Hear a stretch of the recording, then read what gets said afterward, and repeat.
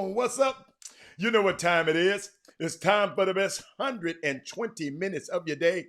The Chop Shop, the nation's #1 urban sports talk show, and also your midday sports happy hour. Yours truly, Robert Hatter, alongside Jim Hicks, coming to you live from Houston, Texas, but we're broadcasting all over the world via Facebook Live and YouTube Live. And it's Monday, y'all, and it's a special Monday, and I'm going to talk about this special Monday. But first, I want to acknowledge our starting five. And our starting five is these are the people we affectionately call the starting five because they are the first five people to sign on to the Facebook feed or YouTube feed. And I got them. I'm going to my button. I wish I didn't get I'm going to have my drum roll the next time. But we got Rod Wells, we got Todd Holmes, Sonia Billingsley, Will Johnson, Jeremy Davis. Those are the starting five, and Brandy Nickerson is the sixth woman, the sixth person of a woman today. And shout out to Derek Johnson, all the way over in Germany. Let me see who else we got. We got Thaddeus Moody, Landon, Jessica Brooks, Alex Casteros. Daryl Anderson, where you at, baby? Corey, what's up, Lil Rick, Dale Griggs, Marcus Johnson, I'm just calling you. Karen Roach, what's up, man? Where my young fella at, Roach? It's a lot of stuff happened this weekend, y'all. There's a lot of high school. Daryl Barnes was responsible for us watching I think the middle school thing. I don't know how it worked out, Daryl. I didn't find out till too late, man. From now on, you got to give me a heads up, and I could have watched some of the middle school thing because I heard you were streaming the middle school event. So that was unique because it wasn't streamed last year. So, but shout out to Daryl Barnes and his family, boy. I just love their family. Wesley Yates, what's up, baby? I got to see the young fella a little bit. I got to see him a little bit. Y'all come all the way down here and whoop up on our teams and get on and go. I'm watching you, Wesley Yates. What's up, Todd? Todd, I got you, Todd. I'm working on something, Todd. Todd, what I got to tell you, though, whoever was blessed enough to get the Chop Shop t-shirt, those were limited editions. So guess what? Todd, that particular type of shirt won't be made. That design won't be made until later on, years down the road. We wanted to make that first shirt as a collector's item now. We got a new design and that's coming up now. But I'm gonna make them available. They're gonna be available soon. But let me share this, some with y'all first before we go anywhere. I want to talk to y'all about today is the start of Women's History Month. Last month, but you know we don't play that no more. It's Black History every day with us, but we was just acknowledging it last month. But this is women, so let's celebrate the contributions of Black women to all women, but especially Black women, because I'm born of one, to our world history throughout the month and throughout the year. And y'all, let me tell y'all something. I got to share this with you. Todd, Landon. Man, I watched that Billie Holiday movie, man. I don't care if you haven't watched it. I'm going to talk a little bit about it today. And it's unbelievable. I saw the movie. Great movie. This girl, Andra Day. You know I don't tweet much. Andra Day, oh my goodness.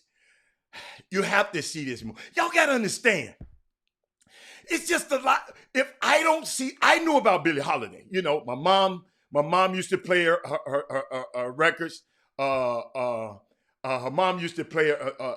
Lakeisha, you plan on watching it? Yeah. I'm not gonna give you, but what's so unique, Lakeisha? I learned something about her, and it's just today I want to honor her, Billie Holiday. This Women History Month. I want to honor Billie Holiday, who used her voice, y'all, to raise awareness about lynching and hate crimes against Black America. I did not know that. I just knew her as a great singer. But wow.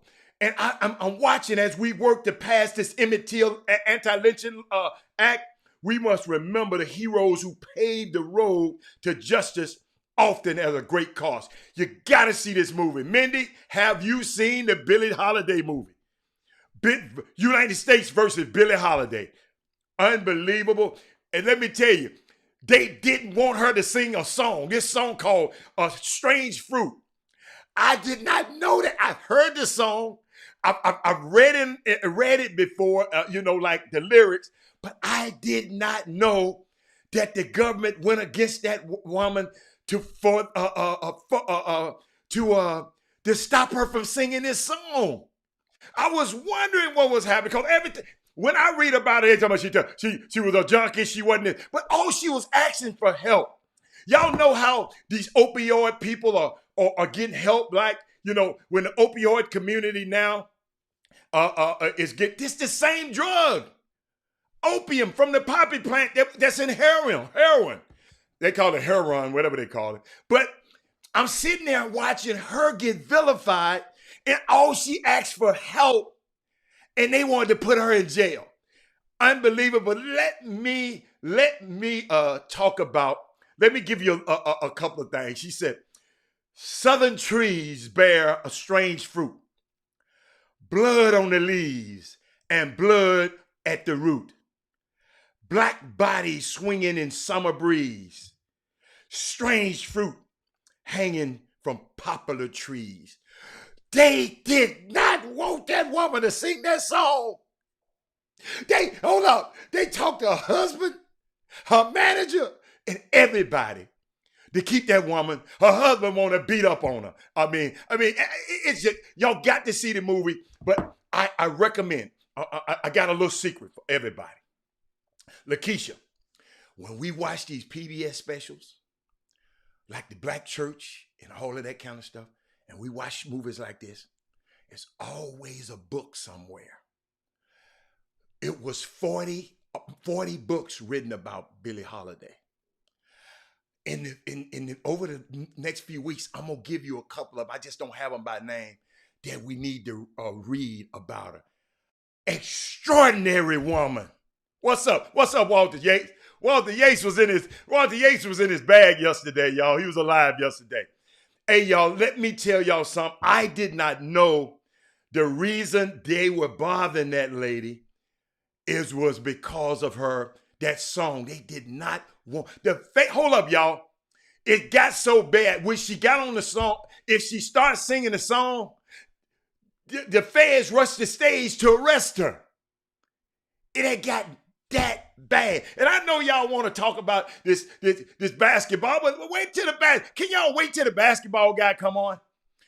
When Jimmy come on, I don't want to keep repeating it. So I'm finna teach you something you weren't gonna find out about this in no basketball gym this weekend. Okay, you had to read about this. Okay, so I'm gonna give you a little something that you're not gonna find in a basketball gym. I know y'all love it. I saw the other day. We got to talk about basketball. People were coming out the woodworks. John Urie, he don't never watch the show. They come out the woodwork because y'all, we got to use this platform for more than just run our mouth about these kids playing basketball. Because we trying to get the kids to think about more than basketball. So guess what? We got to start thinking just a little bit more than basketball. So, Doug, the movie is on Hulu. I found it on Hulu. It's called United States versus Billie Holiday. But this girl, Andra Day, y'all, she was a struggling singer, I think. I heard one song. I love her now. Oh my God. Hey, I ain't gonna lie, she had me crying in the movie. I'll tell you. She had me crying. But hold on. Got something else. I got another powerful woman. And all you UT, do me a favor. Y'all call all y'all UT fans and alumni. We got to bring them into the front of the room. This UT stuff about that Eyes of Texas song, they about to go crazy. Y'all, we're gonna get that, coach. That's something Jimmy can talk about. So hold on, y'all. Hold on. I got something else for y'all. Last night, right? Sitting there messing around. Let's talk about Renee Montgomery. We're gonna bring the young lady who used to play for the Atlanta Dreams. We're gonna go there. She played for the Atlanta Dreams. Now she's a part owner of the Atlanta Dreams. Got Kelly Loeffler out of there. But I got some. Hold up, y'all. I got some, y'all. I know I got it in here. Man, let me tell you something. I have so many notes. Uh, I saw this on the news last night, Chuck. Brandon, Strange Fruit. Hey, Brandon. Brandon, if you haven't seen the movie, you got to see the movies. And guess what? It's some, when they do movies, they put extra stuff in it. Like she's from Philadelphia. She's not from Baltimore. A lot of certain stuff. Her and her saxophone player, whose wife wouldn't let him. Oh, I don't want to mess up the thing, but y'all got to see this. Let me tell y'all something. When stuff like this come out, we got to see it first. But I give y'all a chance. I give y'all a chance to look at it. But a historic woman. But guess what? I found out some more historic stuff. Y'all know how I'm going to do. Y'all remember a few weeks about hold up. Let me put the name in there. I think on the 20th, last month sometime, 2 or 3 months ago, we talked about the money that Mackenzie Scott, Amazon Jeff Bezos' wife, gave to Prairie View. Let me connect some dots for y'all about powerful black women. So,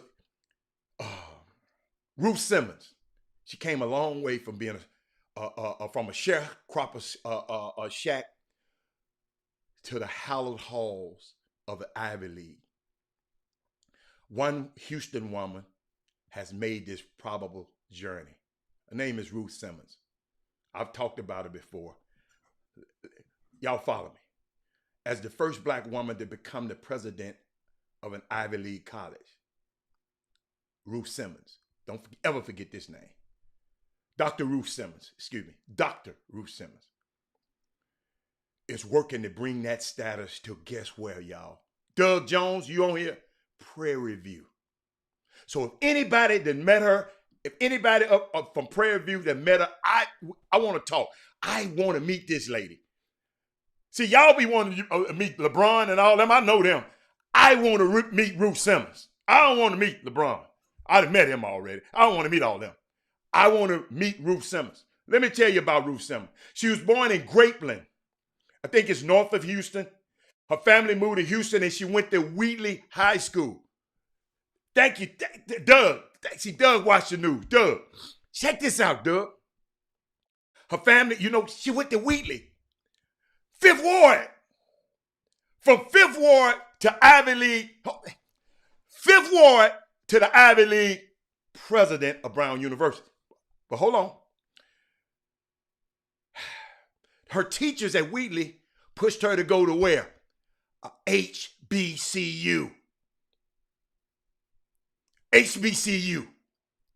Y'all follow me. Follow me on this one now. Hold up. They gave her money and clothes to wear before she went because she didn't have that much money. She had that much money. Hold up. They said, hold up. Okay. Oh, okay. Check this out now. Check this story out, women. I love this.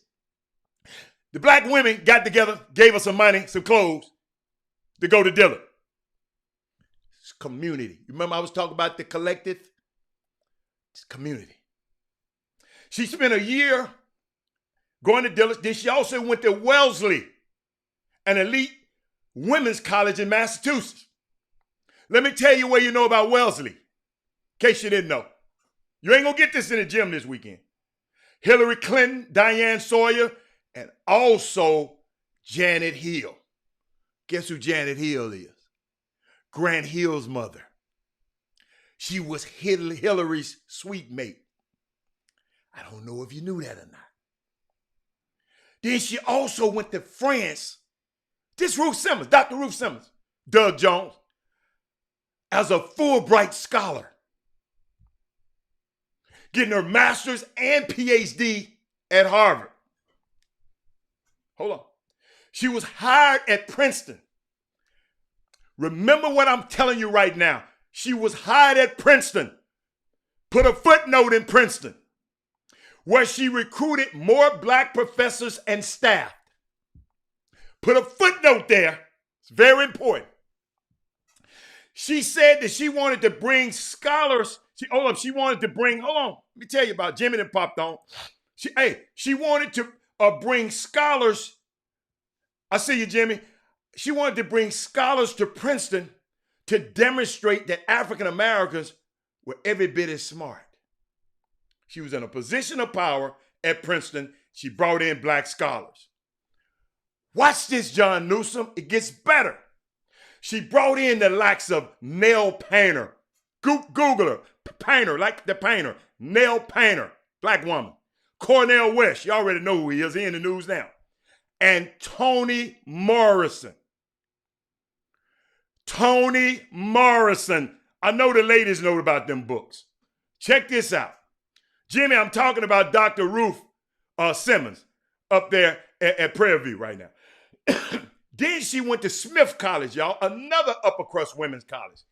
They hired her as the president, the first black woman ever. Check this out, B. Scott. Don't forget Princeton. Now, I put a footnote in Princeton. Okay? She spent 6 years there at Smith College before making history again when Brown, an Ivy League school, offered her the presidency. Check this out, Sharon. I didn't know this. She's the president of Brown, and she was apprehensive. She didn't want to do it because she was leery about the efforts to pretend pretend exclusion and diversity in the school. Don't just hire me as no black president. She said. She asked him. She said, "Hold on, you picking someone who grew up in a shack, went to a HBCU?" And you are saying this the best person to be the president of your Ivy League school? She challenged him. But guess what? She got the job 10 years later, and $1 billion of fundraiser later, she retired. She retired from that school. And she retired from Brown. And that's when Prairie View went to college. Man, shout out to Prairie View, man. You know, I know I give them, but shout out to them people up there, man. Shout out to TSU too, but shout out to Prairie View. She said she wants to give the student at this HBCU she at as much as the Ivy Leagues could. Jimmy, I'm about to bring you in if you're ready. And I'm almost finished. What you do? I got to key you in. It's unbelievable, man. Hold on, I got to key you in. Oh Lord, Jimmy, you're looking crazy over there. I got you, baby. I got you. Let's see. Let me make sure I get you in there. Jimmy Hicks. Oh yeah, I got you. All right, I got you in there. Matter of fact, hold on. Let me get you. I got to finish this. Okay. All right. Okay. She says she wanted to give these kids confidence so they can stand alongside anyone else in the world and know they matter and are equal. She is also ready. At this moment, she getting some major help. Check this out, man. Mackenzie Scott, the ex-wife of Amazon founder Jeff Bezos, she gave PV $50 million, nearly doubling their endowment. You remember we talked about it? Even Miss Simmons, she couldn't believe it, y'all, when she got the call because she thought they said 15 million. She couldn't believe it was 50 million. Guess what? Guess who went to Princeton? Let me help you out. Mackenzie Scott went to Princeton. Guess who Mackenzie Scott teacher was at Princeton? Toni Morrison. I'm gonna set that there. Guess who hired Toni Morrison at Princeton? Dr. Ruth Simmons. Maybe Mackenzie is who she is because she had the advantage of having the influence of Toni Morrison over her. I knew y'all wasn't going to get that in the gym this weekend. Difference came in her life as a student being under Toni Morrison. Seeing that difference, y'all, makes a difference.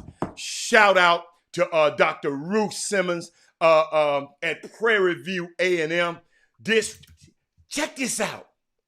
Ruth went to Princeton, hired more black teachers and more black staff. Okay, so later on, Toni Morrison comes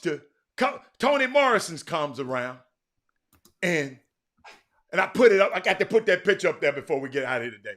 But Toni Morrison teaches Mackenzie Scott at school. Mackenzie Scott happened to be Jeff Bezos' ex-wife. That's why, Jimmy, I went and connected dots. Why Prairie View gets so much money? Came full circle. Thank you, Alan. But shout out to those women. It's Women History Month, and I had to share that with y'all because I know a lot of y'all just don't. You don't know. So now, we back to our regularly scheduled programming, and want to shout out to like I said, Renee Montgomery for buying the Dream, and Jimmy. I know we had a big weekend this weekend. I know y'all did a lot of stuff around here this weekend.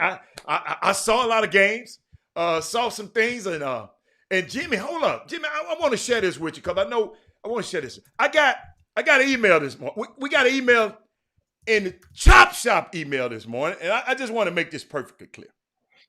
Okay, Jimmy, it said the question: how does a 5 overtime playoff game not make it to the VIP news? LOL. Seinfeld School still getting no pub. That's okay. We'll be back next year with 7 of our top 9 guys. Hold up. Sent that to the wrong. Sent that to the wrong. Should have sent that. The Chop Shop. Right. Let me make a disclaimer here. You send it to the Chop Shop email. That's how I know about it. Jimmy Hicks, RCS Sports in the VIP room. It's Jimmy Hicks. I have nothing. In case people did not know, I have nothing to do with RCS Sports. I'm going to repeat that. I have nothing to do with the events. What's the name? They was calling me, asking me about the icebreaker. Robert Hatter had nothing to do with it. But I'm glad you sent it to me, and I'm just, in case anybody else, if it's RCS and VIP room, that's Jimmy. Okay? So, got that out the way, got that housekeeping out the way. I just wanted people to know that because I sit there, it came in the mailbox. And Jimmy, you can address it at any time you want to. But I know, Jimmy, I learned up some, I always talk about you, Doug, and Jeffrey Day, and Gary, and somebody remind me, there's some more guys out there be doing. I just don't follow those guys, a lot of these guys. Jimmy, I don't follow everybody on Twitter. So it's a lot of these guys I don't follow. So I don't mean to omit nobody. I just know the guys who give me information and I shout them out. So I just had to do that house. It's Monday, Jimmy. I like, how you have to clean up, get that broom and clean some stuff out. So what you got going on today, man? What's happening?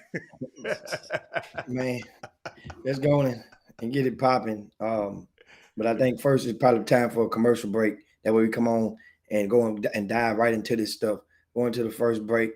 Let's go and let's get this thing rocking. Okay. First, and also, I got a very deserving response to that email. Okay. And so if you are from Cypress ISD or one of their schools, you don't want to miss my response to that email first and foremost. Then also we're going to recap playoffs around the area and the middle school city championship, one of my most favorite events of the season, as well as the winners of the Black History Essay Contest, which the winners get the inaugural Chris Walker Academy Scholarship. Chris put his money where his mouth is, Adam. Boy, And hey, them kids better appreciate that one. And he tighter than nuts on the Golden Gate Bridge. But Chris, and I explained to you guys when we come back what Chris Walker proposed. And to my surprise, there were a lot of kids that sent in essays, but nowhere as many as who should have for an opportunity to get $2,500 in scholarship money. That's before they even leave high school. So we'll tell you about that when we come back. This is some lazy folk out there. Sit there and let that money just go in front of their face without writing. But we'll come right back. Let's go to a quick break. Okay, we'll come back and talk about that. Jim, during the break, I got something for. Hey, I told y'all I had something for y'all, didn't it? One of these break. Check the break out. Don't go nowhere. Check this break out. Let me go to our regular. Okay, there we go.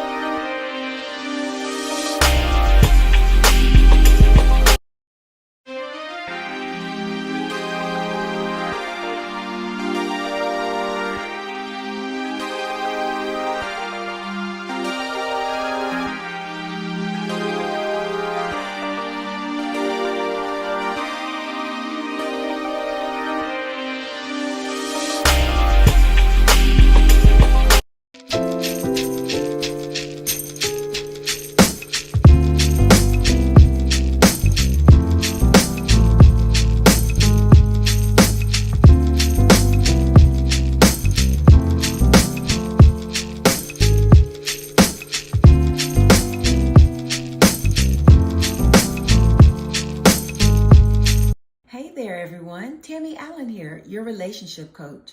Tell me, do you and your partner feel like you're struggling to communicate and have begun living like roommates? No need to worry. I can teach you new, healthy communication skills to improve your relationship. I provide coaching via teleconferencing from the convenience of any location, including your own home.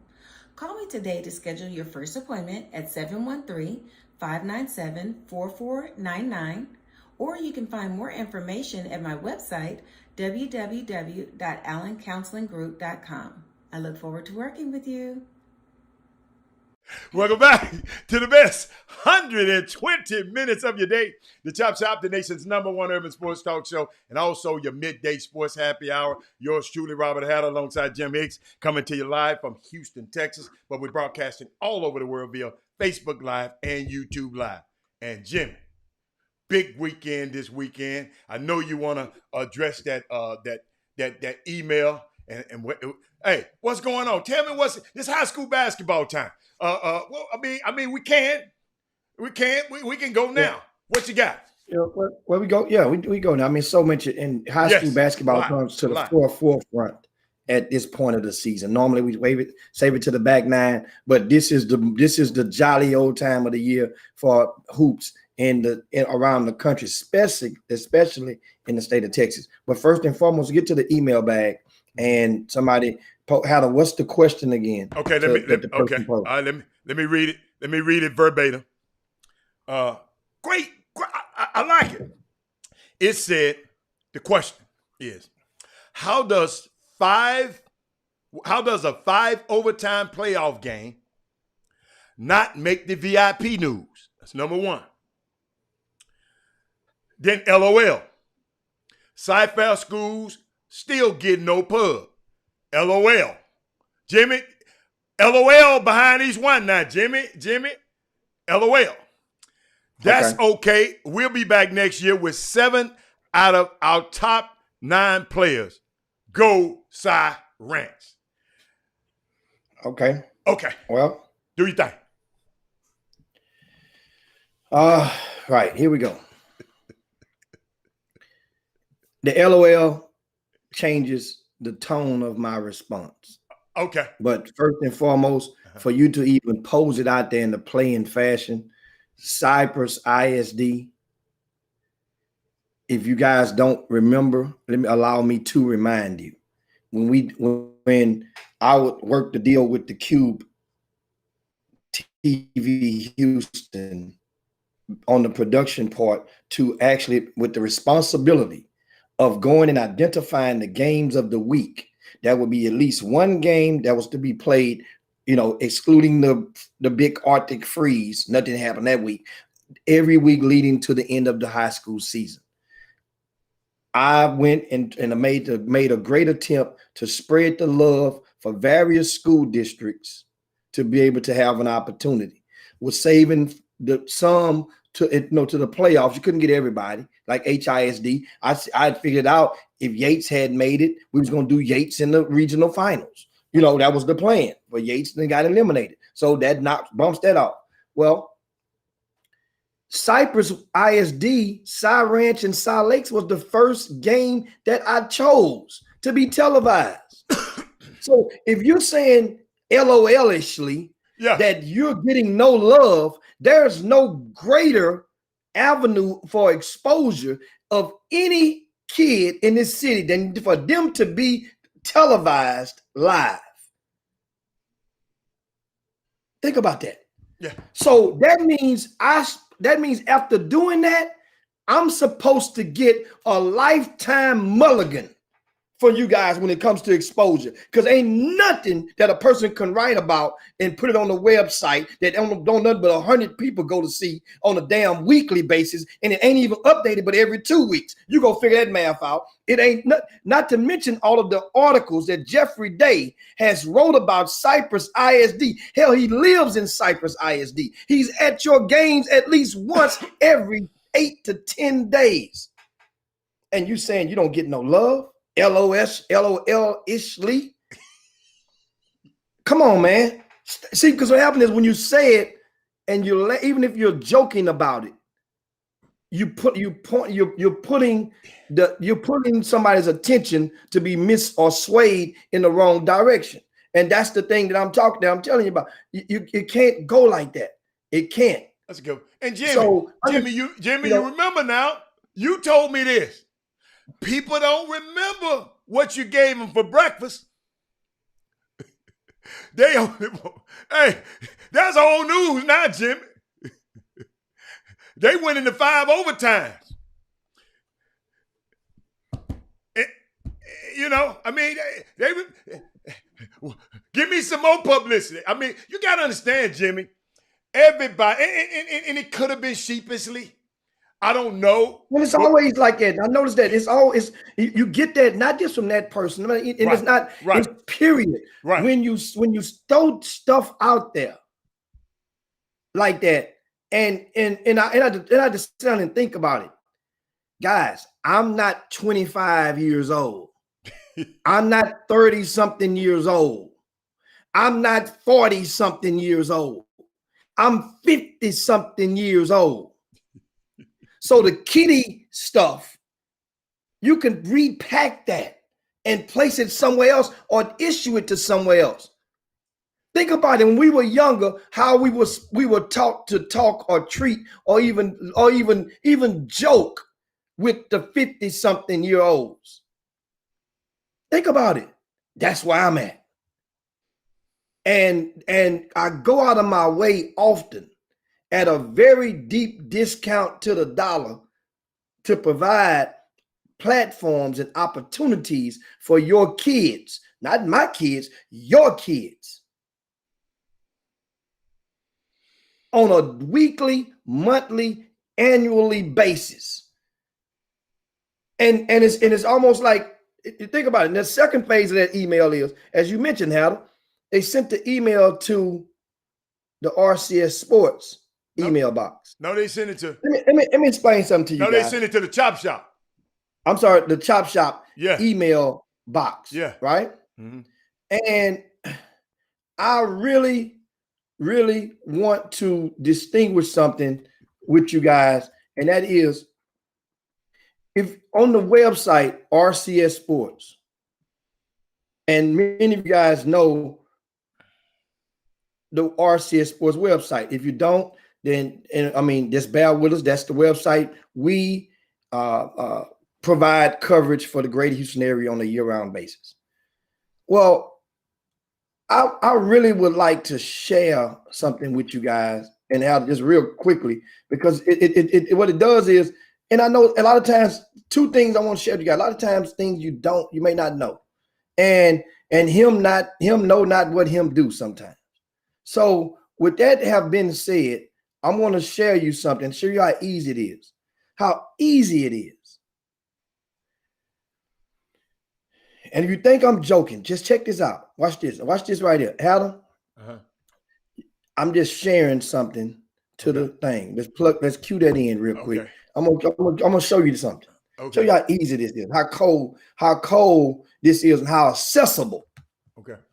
How accessible I am. Think about this.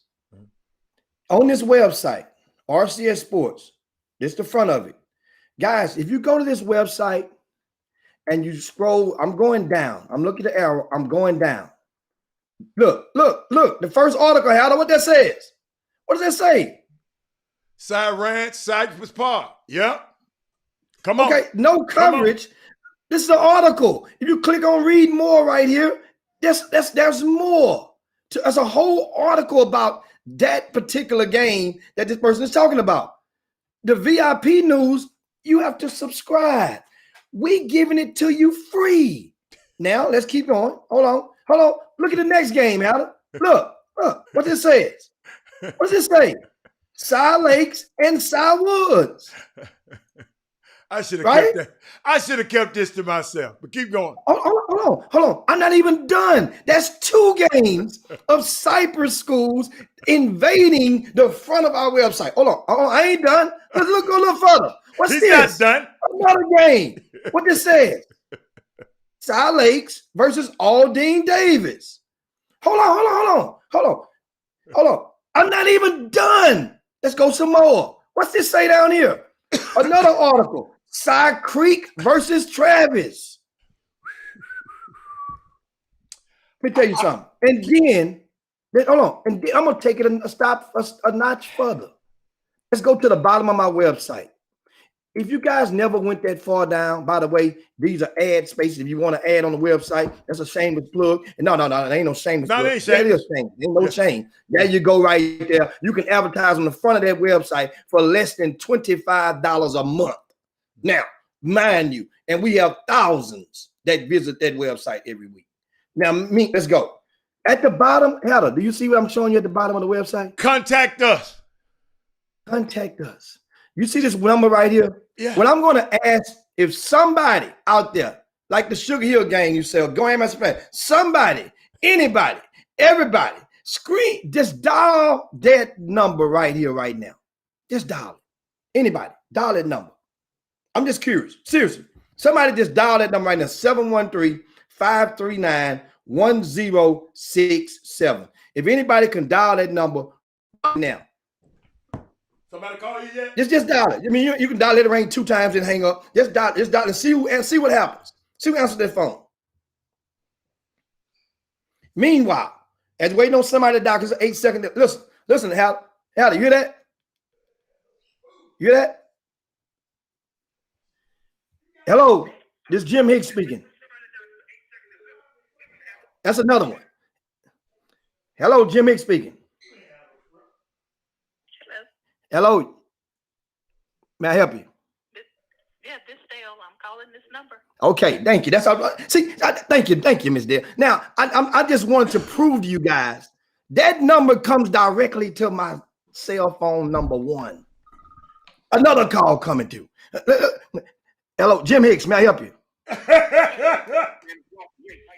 Walter Yates, what's going on, Walter Yates? I thank you. We want to make sure people know that the number works. Thanks so much, Walt. I got to go. Hold on, we got to go. We got another call coming through. Hold on, Walt. Jim Hicks, may I help? How may I help you? Little Rick, you got me right there. Lock me in. That's my cell number, Little Rick. I thanks a bunch. I just wanted to appreciate it. Jimmy, you got another call. Jimmy, you got another call coming through. I know. Hold on. Let me see. I didn't see it. Hold on. It was me, and you hung up on me. Oh, there you go. Chop. Jim Hicks, who's calling? What's up? This Hatter, baby. Oh, hey, Robert Allen, lock me in. We need you to watch the Chop Shop. That's how we rocking right here on the Monday. Oh, hold on. Chop Shop. This Jimmy.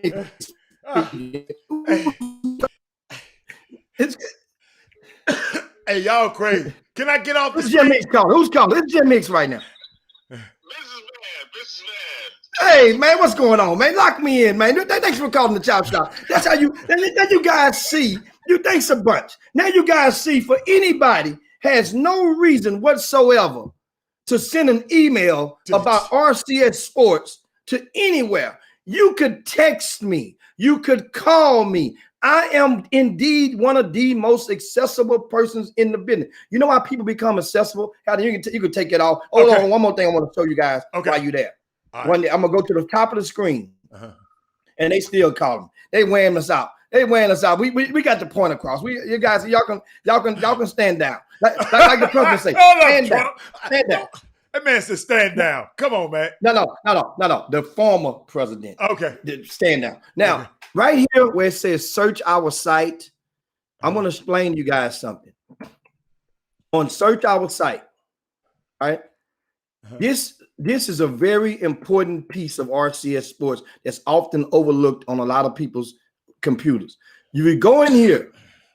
Hannah, let's think of any player you want to think of. Let's name. You can search anything in here. It will bring up the last 10 times we mentioned that person's name on the website RCS Sports. Hannah, give us a name. Give me AJ first. AJ. I'm gonna type in AJ Ferguson. Right? Yeah. Is it O-N or E-N? I don't know. Put O-N. He was balling. Right? And look, you hit go. Okay. Listen, guys, watch this. You hit go. And it's going to update just like that. And you go down and you see where it says AJ Ferguson. Do you want all words, the exact phrase, whatnot? We're going to leave it just like that. And look what happens. Look, we mentioned him. Look, on February the 27th, there here.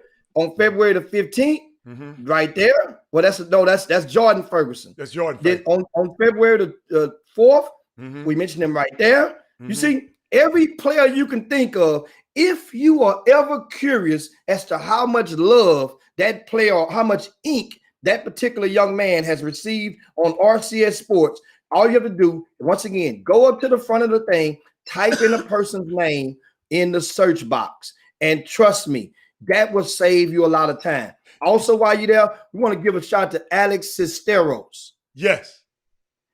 This company right here, AccuFleet, he's one of the administrators. I got the movement.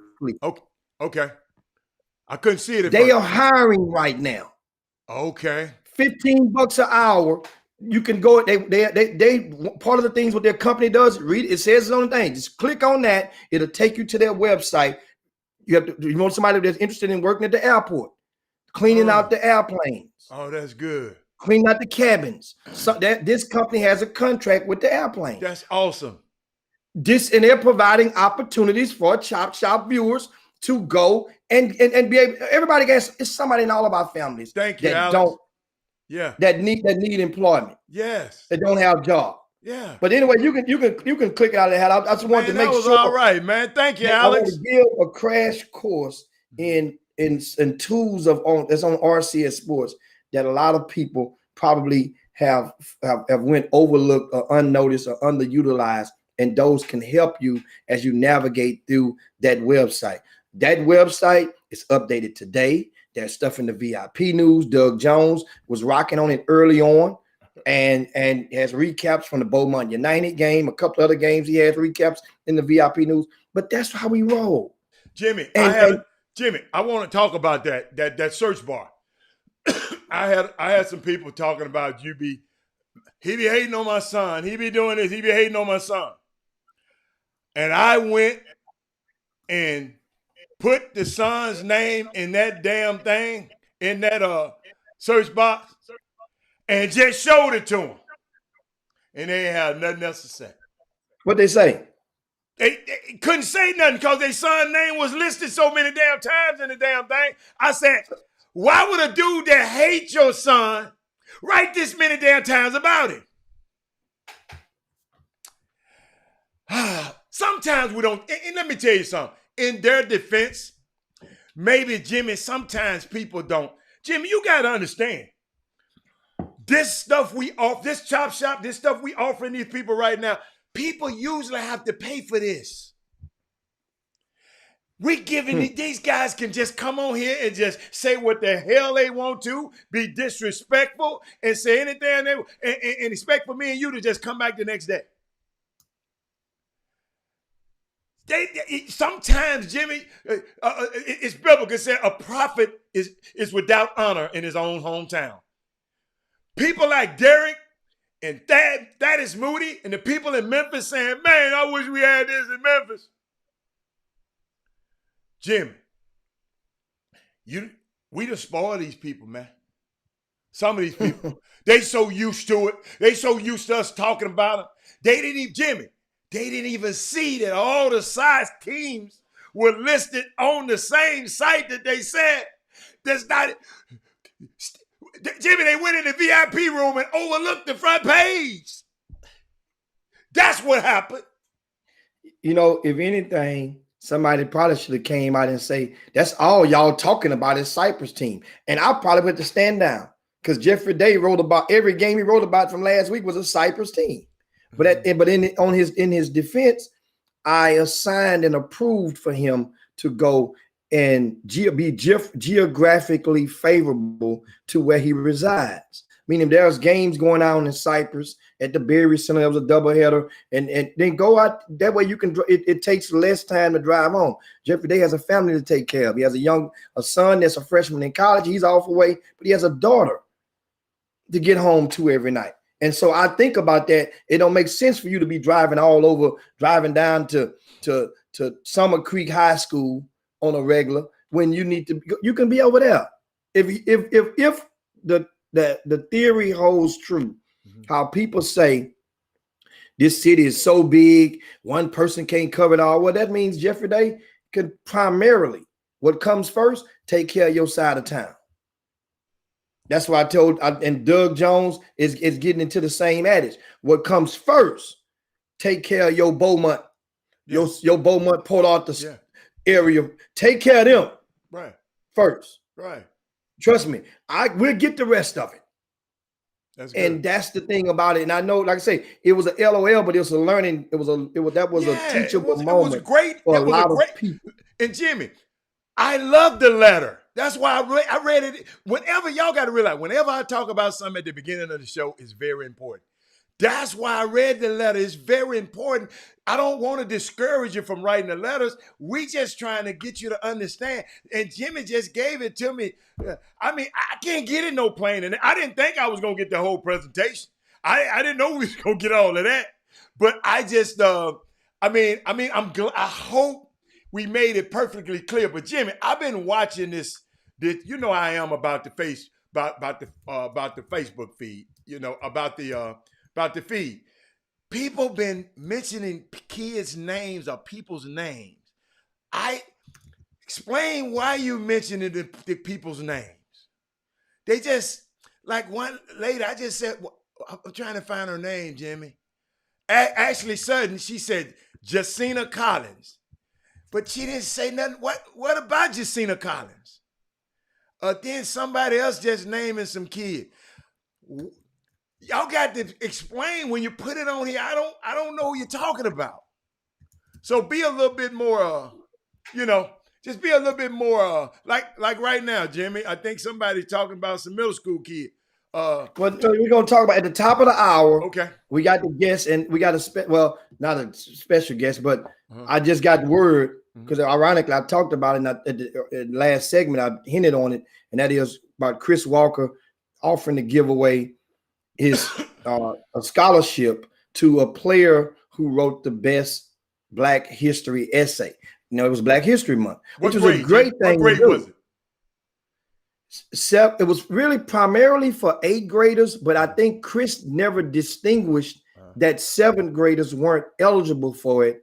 So what he did, he just picked a 7th grader as well. I think He did. He may have changed his mind. So what? And Chris actually sent an audio clip for us to play. Okay. But then the audio clip, it taped everything out of, but it didn't have the winners at the end. It's like he cut it out before he said, now, well, hell, we was on the just coming out. I said, well, you can come and you can call into the hotline and you can do it live on the Chop Shop. He said, not only is he going to do it live on the Chop Shop, but Chris Walker also has some breaking news that he can share and spread as well on the at the top of the hour. He's going to announce the winners. Now, the way that this stuff go, he's giving them, I think, $500 for the two winners. For the winner. That's the 8th grade winner. I don't know how you're going to do the 7th grade winner, because it was supposed to only be one winner. Well, going into the 9th grade, if that particular young man gets all A's on the report card, they take a screenshot of the report card, send it to Chris Walker, and it gets all A's, he will get another $500. That's to be earmarked for school supplies. So it's a scholarship. It's not to wait until, it's not like you're going to get it when you go to college. For school supplies. Back to school stuff. Yeah. If you go to the 10th grade and get straight A's, he's going to give another $500. The 11th grade, straight A's, another $500. 12th grade, straight A's, another $500. So that's possibly $2,500 that this man is going to is offering to give away to one of the winners. Now you have to win this contest first to be up. Not any kid who gets straight A's. So Chris is supposed to join us at the top of the hour. Okay. He's going to join us audio wise because he didn't. This was unexpected. This just happened like 15 minutes ago. Trust me, guy. So I was like, man, we don't have time to queue you up and do no sound check right now. We'll call into the hotline and get you in and open and so that the Boomer Room can hear you. And then and that would be a good conversation as well. Good. So now, speaking of the middle school city championships, we'll talk about that at the top of the hour. Start at the top of the hour. We'll wind on down and talk about that event which took place yesterday. Meanwhile, we were talking high school playoffs. The regional semifinals have arrived. The games will be played tomorrow night, Tuesday. A doubleheader at Delmar, Fort Bend ISD, and Humble ISD. And you know what's so funny about this? Hell, you don't remember a couple of weeks ago when on the Chop Shop we were talking to Jeffrey Day, I think it was in overtime, and I say the top 2 districts in the area in Region 3 was the Region District 26A with Elkins, Ridge Point. Remember, Travis and Bush end up coming in 4th place on a humbug. They had to have, not humbug, but a play-in game just to get them in 4th place. Then you had George Ranch. You had a team that came in last place. Dulles started the season 8-0 in that district. They started season 8-0 and came in last in district. Now, the district that consists of the Humble schools, in addition to other schools from other districts as well, but that district is 21 6A. You got 26A, 21 6A. That's Atascocita, Summer Creek, Beaumont Westbrook, C.E. King made the playoffs. North Shore didn't even make the playoffs in that district. Not to mention Humble High School. So Fort Bend has 2 teams. Humble has 2 teams. Elkins will play Summer Creek at 7:30. That game will be preceded by Atascocita and Ridge Point at 5:30. That's going to be 2 great games. 2 great games. And it's very well possible that the winners of the games, if the 2 Humble ISD teams win, they could possibly play live on TV and have expressed interest in playing Friday night. The only the only day that the truck is available is Friday. If the Fort Bend teams win, they are going to likely play Saturday at Hobson. The Humble teams will come back to Delmar and play if they win on Friday. So on Friday. Now, if a Humble team win and a Fort Bend team win, then the game will be at Delmar. So bottom line, if a Humble team win, they're playing at Delmar. But if a Fort Bend team win, they need other Fort Bend team win to play at Hobson. Now, in other news in regarding the region, if we closing to the top of the hour, Cy Woods beat Cy Lakes, and they will play Waxahachie. This is Region 2. They will play Waxahachie. Duncanville, which in Waxahachie, and ironically, these are two districts. I mean, this is another semifinal round, whereas two teams from one district are paired against two teams from another district. Waxahachie came in first place over Duncanville in District 11 6A. They came in first because Waxahachie beat Duncanville. And due to COVID and due to the shortened season, the second matchup they were supposed to play never took place. It was canceled. Duncanville took the second seed. Waxahachie earned the first seed. Now, Duncanville will play Cy Park. Cy Park beat Cy Ranch in that historical 5 overtime game where the final score 69-67. It's never been a 5 overtime game before? No, I just say historical, meaning for the playoffs. In that round of the playoffs, I'm not sure if there's been a 5 overtime playoff game. You guys can let me know that. I'm not certain that it has been. But Cy Park and the young man features the young man that you prompted me to search a while ago. Little AJ Ferguson will take on Duncanville. They're not favored to beat Duncanville, but that's why you play the game. Yes. You see? That's why you play the game. Meanwhile, Cy Woods was not favored to beat Waxahachie. But if Cy Woods won this tough district of the Cypress teams, then we're going to see. Guess what? They can beat Waxahachie. I'm going to say that. They have great guard play, right?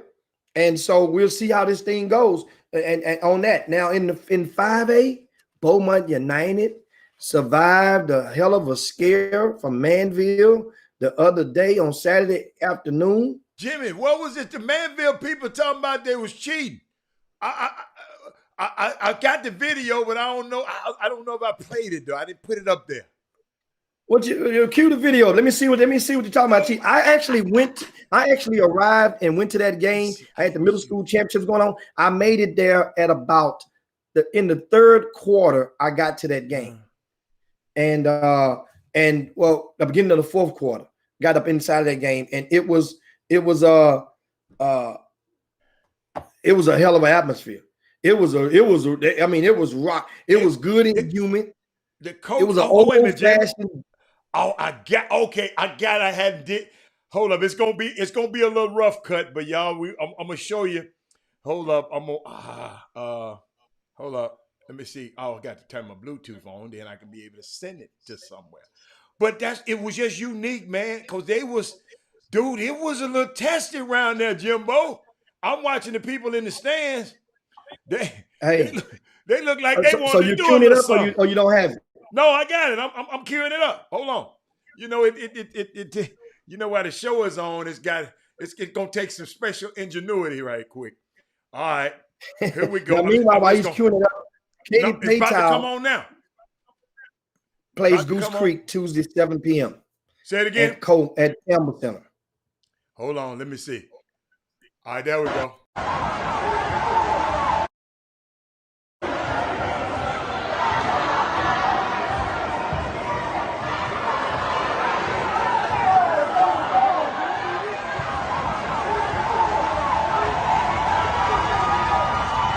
Unmuted us, Jimmy, so we can talk. The coach. Well, I guess they're seeing him on the court. Gonna go whisper something in this kid's ear. Watch this. And them folks went wild. Let me make sure y'all see that again. I'm gonna hit that back again. I ain't never seen this before. First of all, he way out on the floor right there, Jimmy. And now he got the suit on. And now he reached over and tell the kid something in his ear, Jim. I never seen that before. Well, I mean, understand something. I mean, all things considered, that's the moment the referees, that referee crew that officiated the game on Summer Creek, between Summer Creek and Manville, they got a crew from the North Texas. Okay. That was a Dallas chapter of referees. So those referees sometimes, guess what? In Dallas, they've seen the type, and so it was one of those things that was the second quarter. But I never seen it before, though. I never understand. Seen it. It's one of those things where it wasn't no blood, no foul, and you know, understand that could have been, if you wanted those type of refs, could have very well called a tech, but he should have issued a warning. And the referee should have went and gave a warning to coach. Coach, that's a warning. Stay on your box or stay over there. That would that at the worst case scenario should have happened in that particular instance. Now, mind you, this game was a single possession contest in the fourth quarter. It went down to the wire. Manville had multiple opportunities to take the lead or win the game. They did not take advantage of the opportunities. Now, for starters, and it shows you frustrations begin to mount because they missed defensive assignments. They did not box out. They didn't to keep United off the offensive glass. And guess what? They converted twice down the stretch. Sean Walker, who's the guy that you've been riding all year long. The guards on Manville team, collectively as a unit, did not make an aggressive effort or a patient effort to get him the ball. You get Sean Walker the ball, he will open up opportunities for you. Sean Walker had 0 field goal attempts in the first half. You hear me, Adam? 0 field goal attempts in the first half. You've been riding your offense through Sean Walker all season long. We understand they might have been collapsing on him. You have to go and run your zone defense against him. I mean, your zone offense against him, against Manville, to get opportunities. You implement some high-low. Those are adjustments that collectively, not just the players, but the team is supposed to make as a whole. You put the high-low up in there, or you flash Sean Walker up to the free throw line. Give him a different place instead of just planting him on the box and getting it in there. Guess what? And then what happens? So wait. So you talking about coaching situations? Not like other day I was talking about coaching situations. You was quiet as a church house mouse, but I'm gonna let you get away with it. Keep going. No. Understand a situation. No field goal attempts in the whole entire first half for your leading scorer and your leading rebounder and your leading shot blocker. I got a question. Did they shoot any balls? Did they shoot any balls? Did the team shoot any balls? They shot a bunch of them. Too many of them. Did they miss a lot of them? Well, then he should have got every damn rebound that went off the bench. He should have got every rebound that went. You say he was a great rebounder. He should have went and got every damn rebound. He don't depend on nobody to give you nothing and pass it. I just said last week these young kids don't know how to pass it in a post-entry pass. Go get it. You the biggest dude out there. Go get it off the glass. That was my coach used to tell the big guys. And guess what? And absolutely so. Right. But the frustrations mounted so for Manville after the game. And this is the thing. They sent you that tape, but they didn't send you the tape after the game when 2 teammates, 2 of those guards who were shooting up all the balls, possibly, got into a squabble.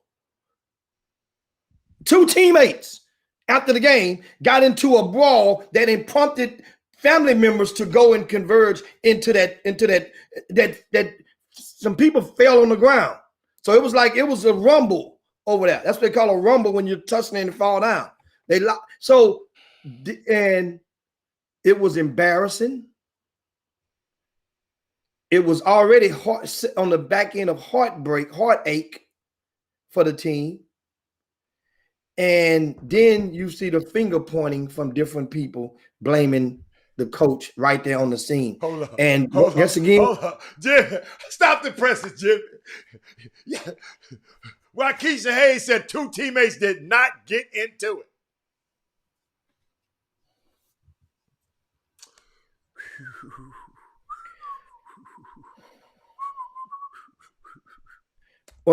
well, let me tell you like this, Waukesha. I'm gonna give you an opportunity to clarify, because I'm gonna clarify. I shouldn't have said that. Manville teammates, as I said again, got into it. Now, what you probably mean is they may not got into it with each other. I'll give you a chance to clarify. But they got into it. And I saw both had to be whisked away. Got into it. Oh, you was at the game, Jimmy. If they got into it with each other, was really hard to tell from my angle. But they got into it or in the middle, in the midst of it. So, I mean, you got into it. I mean, you were in the midst of the tussle. Or you were there. Two different players. Somebody else, though. They said it was a get with somebody else, but it was, but you got into it. Okay. But it looks bad, Jimmy, when 2 teammates mad at each other, though. It looks a lot worse. But those same 2 teammates were whisked in different direction as they headed toward me, where I was going to the locker room. That's not to pass by. Wait, shit! Somebody had to take one of them, and then other. I mean, you probably just saw it wrong. That's all. It is possible. And guess what, Jimmy? In the heat of the moment, that's probably what it looked like to you. Well, no, understand. After many teams at that last loss, frustrations can amount. I got you. They were climax. Yes. Meaning that if you've been feeling some kind of way about somebody, and that last game, I ain't got to play for you no more. It's kind of like the last day of school. Yeah. The last day of school. Remember, we was in high school. We could not wait to the last day of school. You gonna because know what that mean? That mean that one teacher. Back then, nowadays it's kind of different. But that back then, I got the grades in. That one teacher, you know nothing to me. I'm gonna tell you how I feel about you. I never did that, Jimmy. I never did that. That's how it was on the last day of school. But I remember people used to do it, but I never did that. Cause I'd whoop you. I didn't care what day of school it was. I was gonna get in trouble. Only person I was scared of was that mama. I just tell them, hey man, please don't call her up here. Please don't.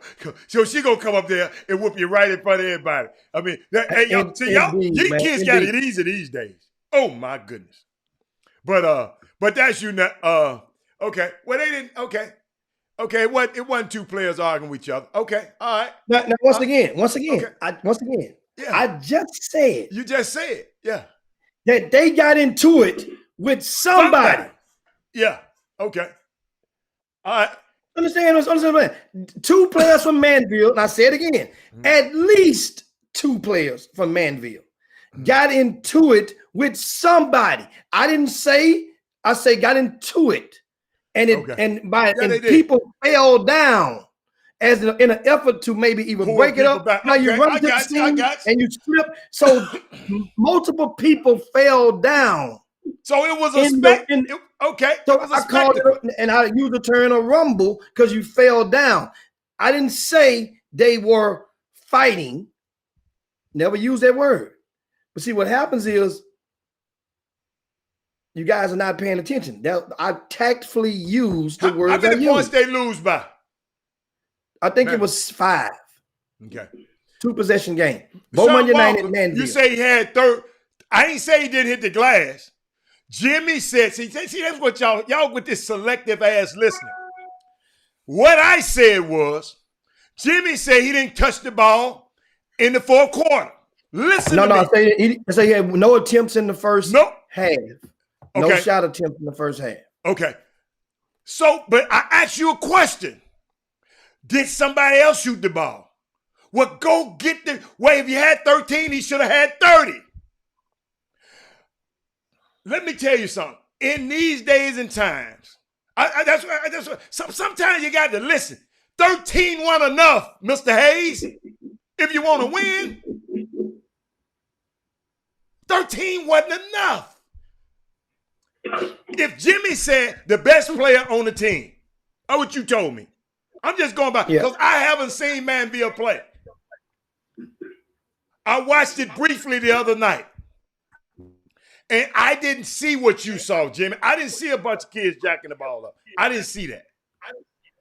All I'm saying is, if you're going to say the best player didn't get a shot attempt, that means somebody else was getting a shot attempt. So guess what? My coach, like I said, I know y'all new school parents, but my coach used to, when the big guys used to complain, Robert ain't passing me the ball. So-and-so ain't passing. Get what the coach asked them, Mr. Hayes. Did he miss any shots? He said, yeah. He said, so consider every damn shot he missed is a pass to you and go get the rebound. That's just how I was brought up. That's how I was brought up. Y'all bring y'all kids up a lot different. I understand. And so, and we'll talk more about the high school playoffs on tomorrow. Yeah. And we'll dive in and go and look under and acknowledge some of the performances from this past weekend, as well as preview the regional semifinals. But meanwhile, we're going a quick break. We, as promised, it's the top of the hour. We have Chris Walker is going to join us, and after this break, right here on the other side, just hang tight. He's going to join us. Not only is he's going to provide some breaking news, but also he's going to acknowledge the recipients of the inaugural Chris Walker Academy Scholarship, which will be presented to the winner of the Black History Essay Contest. These are middle school kids, middle school young men. Guys, we are asking you to hang around and support this moment. Yeah. Support this moment. We're going to also talk about the middle school city championships, which took place yesterday. We're going to acknowledge the winners from both teams, their players, their coaches, and their programs. But then we're going to also, Chris Walker will be able to get and answer a lot of your questions about recruiting and basically shed some words of understanding to those relatives of unsigned seniors or prospects who are out there thinking that Division I scholarship is still just going to fall out the sky at this point of their career. You guys hang right there. We'll be right back on the Chop Shop. It's going down in just a few minutes. Let me hit him. Okay, let's go here. Hey there, everyone. Tammy Allen here, your relationship coach. Tell me, do you and your partner feel like you're struggling to communicate and have begun living like roommates? No need to worry. I can teach you new, healthy communication skills to improve your relationship. I provide coaching via teleconferencing from the convenience of any location, including your own home. Call me today to schedule your first appointment at 713-597-4499, or you can find more information at my website, www.allencounselinggroup.com. I look forward to working with you.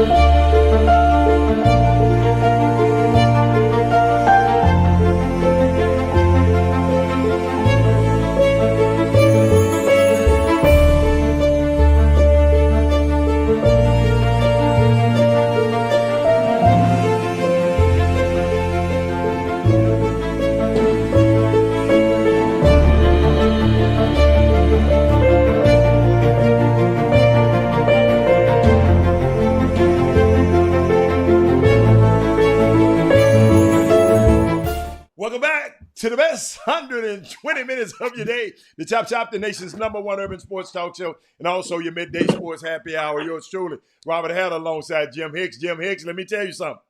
Come down a little bit, Jimmy. You done went up in the screen. Yeah. Something happened. Yeah, there you go. Come, yeah, get yourself centered there. Yeah. But Jimmy, Icy Mike, Medical Mike, strike again. He hooked me up, Jimmy. Medical Mike hooked me up. What you had? You had that package? No, man. I just had no. I need a specialist. But I got this golf swing is so great. And I was just wondering why I was hitting it so good. I needed a doctor to tell me why I was hitting it so good. So Icy Mike, Mike hooked me up, man. And they are so, Jimmy, they are so attentive to you. When I ain't even been there yet, Jimmy, but they getting all my information. I mean, great job. Concierge scheduling is unbelievable. I'm just telling you. All of our people are unbelievable, but concierge service, I've had a chance to use their service. I hadn't had a chance to Jimmy to use the counseling service with Jimmy. So whenever you and Sandra having a few problems, I got somebody for y'all to go to. I got somebody for y'all to go to. But what else going on? Look at Mindy talking about really how Mindy, I hate her, man. She be hating on that golf swing. But Jimmy, what we got? Is Chris Walker ready yet? Yeah. Chris is live with us on the Chop Shop. And what's up? Listen, man, stop lying to everybody about your golf swing. Man, I didn't beat you up so many times. It's ridiculous. Hey, Jimmy, turn him up a little bit. And he got the worst golf swing known to man. Chris Walker, hey, I promise y'all. Hold up now. He gonna hook you up with the good tournaments, but he gonna get some good golfers like me to play, so he don't have to play. I said, hey Jimmy, he didn't even make a putt. Usually somebody make a putt. No, he made one putt.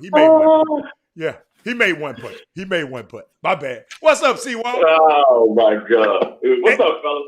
Hey man, I am so. Hey man, please tell me about this thing that I'm just like the general public, so I don't know. Tell me why, what made you do this? And I know you love giving back to the community and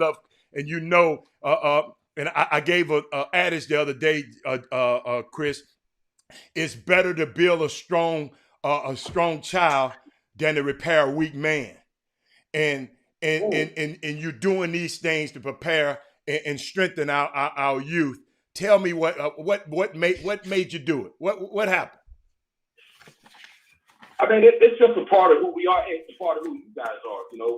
All three of us started Chop Shop back in the day, and we wanted to inform the public. You guys have done a great job of carrying that torch and keeping it live and keeping it going.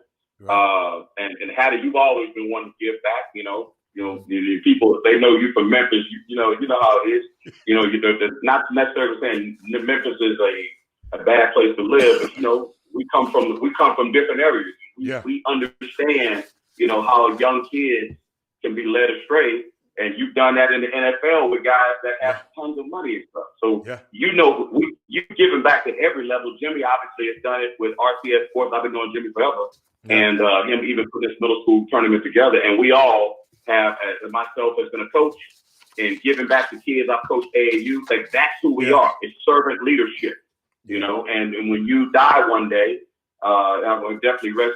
When you die one day, when you have your coffin and everybody's looking at you, or you're on your deathbed, it doesn't matter what your bank account is. It doesn't matter what your health bank is like. How many withdrawals have you made, right? Because a lot of us are making withdrawals from that health bank. The question is, how many deposits are we making in everybody else's lives? And the way I look at it, you guys know how I feel about education. I think it's important for us to give back to the young, to the youth, and I have my, assertions on how I think things should happen. And being in college basketball and being around high school kids, a lot of us are placating reality and don't understand that these kids with social media and all the stuff things they're up against, they're growing up really fast, really, really, really fast. but the world is not changing. Right is right, is wrong and wrong, and white is white, and black is black. And at the end of the day, I just want to do my part. It's nothing major in the lives of some of these kids to give them a little bit extra push. I can't do what Robert Smith did, right? But I can do what Chris Walker's doing. Right. Get them a little bit extra push and let them know if everybody can do what a little bit like Chris Walker's doing to help our kids, we're going to be all right. But as black people, we got to learn. We got to get rid of crabs in the bucket. You both know what I'm talking about. And we got to get rid of that, and we got to learn how to lift as we climb. That's what we got to learn. We got to get rid of that. Because it's hard now.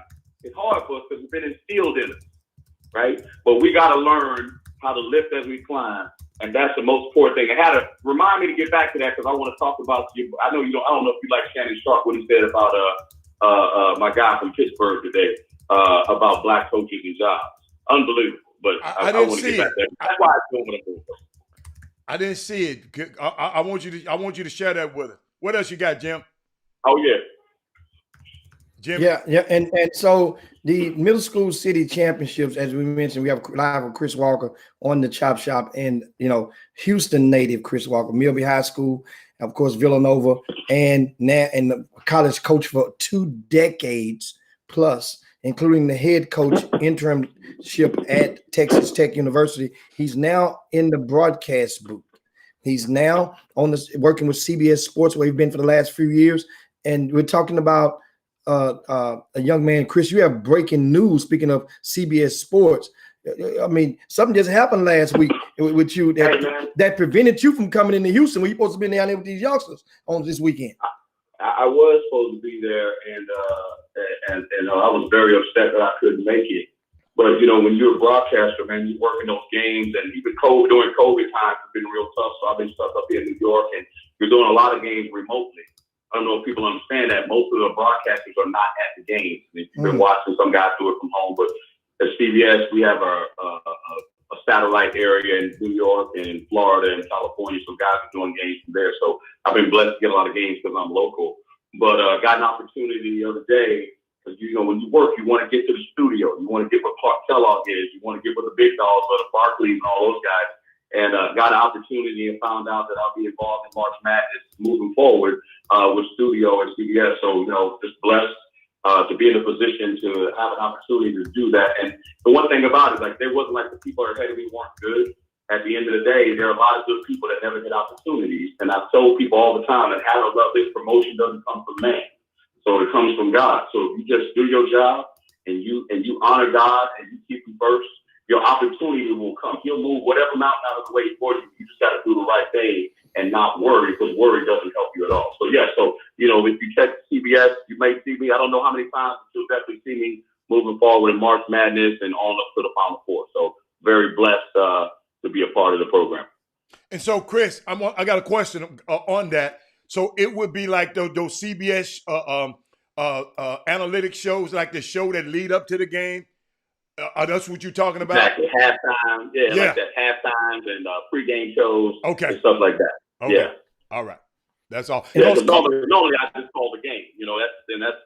That's a privilege in itself too. But now it'll be both. I'll have dual roles. And so hopefully I'll be, I won't be calling the Final Four, but we're just on my studio. So it's hard to get to that role, trust me. And it's a blessing to have that opportunity. Hey, let me what's the difference in the preparation for what you did? Mostly the color. You were the analyst and the broadcast analyst in game, and now you're going in the studio. What's the main differences in preparation for one versus the other? Well, when you do a game, you only have to worry about what's going on with those two teams and that conference mostly. When you do studio, you got to know what's going on around the whole country. So it's very different dynamic. You got to know what's going on with the University of Houston. You got to know what's going on with Ohio State, losing 3 in a row, may not be a 1 seed. You got to know what's going on with Oregon, who's looking to try to clinch the Pac-12 championship, and USC losing 3 games, and they may be in jeopardy of not. I mean, you got to know so many, and you got to know names, dropping a hat, what's going on, who's who, coaches that may get fired. A guy like TJ over at Texas State, who should be the coach. You get to shout those things out, and just like something like if the other guy was still the coach, and who was, I won't even name his name. He was still the coach at Texas State, and he won the league. They give him up extension, right? Right. They give him right. extension. You tell me. Yeah. But exactly. TJ wins the league, and then we don't know if we should give him a job. What does that mean? Yeah. That's insane. That's insane. So and Chris, you get a I, chance to tackle those things, and I feel like as a brother, as African American, I got to be. I have a responsibility to be our voice in the media the same way the Chop Shop is doing. Wow. And Chris, I sit there and watch. So that means you got to know about the bracketology and Joe Lunardi and all that kind of stuff. Now you got to brush up on that. All of it. I got a ton of papers in front of me with a highlighter. I go on tonight at 5:30 Texas time, and you got to know so many different things, and you got to be, obviously, and my thing is, to be honest with you guys, being from Houston, I wear that with a badge of honor. Being from Texas, I always shout about every time I get a chance. But my thing is, to me, there's not enough African Americans in TV. You guys had my guy Mark Grant on, bad man, who was unbelievable. He's a trailblazer in his own right, but I'd like to see more black and brown faces doing color, analyst jobs, doing studio. And the thing is, they have to see more of us on there because the only place they see us right now is when a uniform on happens, right? That's right. It. Everybody want to be LeBron. Right. And I'm like, well, what about want to be James Brown? What about want to be Greg Gumbel? Like, those jobs are available too, but if we don't have enough people that look like us there, they don't think it's something that's possible. And even Mark Grant, who's extremely successful behind the camera, behind the scenes, those jobs are jobs that we can do. So we just have to put more people front and center and let them know that, hey, we have the skill sets to do those jobs. You don't have to do everything with your feet and with your hands and with your speed. You can do some things with your mind. We got to make those things more important to people that look like us. Wow. And you mentioned everybody wants to be LeBron, but nobody wants to be a Greg Gumbel or James Brown or Clark Kellogg for the most part. No, Jimmy. And why Irv Cross. do you think Irv Cross just passed away? Yeah, and Irv, yeah, indeed, and Irv Cross passed away. It's like everything else, Jimmy. It's like everything else.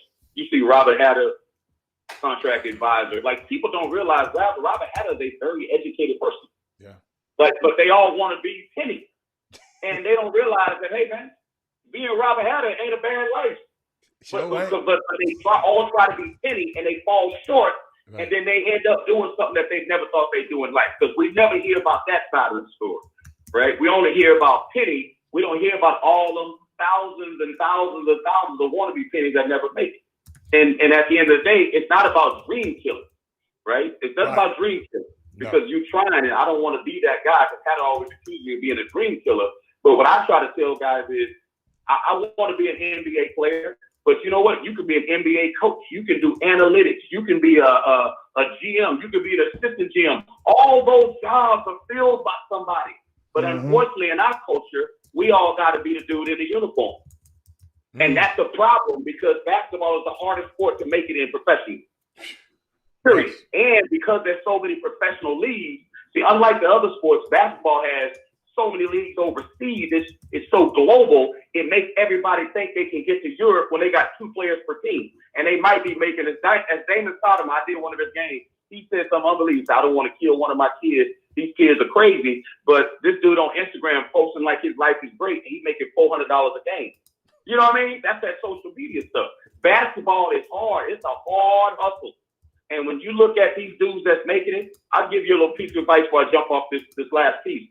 I tell everybody, if you want to learn how the NBA works, one of my boys that played the NBA forever, around in Houston, tells me this. He says, look at the last 5 dudes on every roster, see if you know who they are, and see if you can name them. Them last dudes either got a name you can't pronounce, they never played anywhere, right? But it can take less, right? Or they're an old dude that's with some experience. Most times, those spots are the hardest spots to get. Forget about LeBron. Ain't nobody get that spot. But them last 5 spots, look at the G League right now. I bet you know more people on the G League teams than you know in those last 5 spots on every NBA roster. So that's how hard. It's dudes that are way better than the last 5 dudes that'll never play in the NBA. NBA, man, I don't know, you guys may disagree. The NBA is damn near impossible to get to. It is hard. to get to the NBA. Adam, I'm making sense of what, Adam? Man, you see when I get quiet, I'm back here just saying, keep on going, Rev. No, but I was sitting in the studio the other day and they were asking me some questions. And I said, think about this, man. Think about this. Vernon Carey, Jimmy would know this, was the #1 player in the country and got drafted in the second round. Right? Tyus Jones, I forget the Jones kid, Trey Jones, it's Tyus Jones, right? Or Trey Jones, Jimmy. Which one just left too? The other one's in the NBA. Trey just left. Tyus is the first. Yeah. And got drafted in the second round. And he in the G League. And what I try to tell people is this, and let me give you some simple math, because, you know, basketball players and enthusiasts are the worst mathematicians. We don't understand math, right? There's only 30 guaranteed spots in the NBA. Okay. Chris, we probably lost Chris.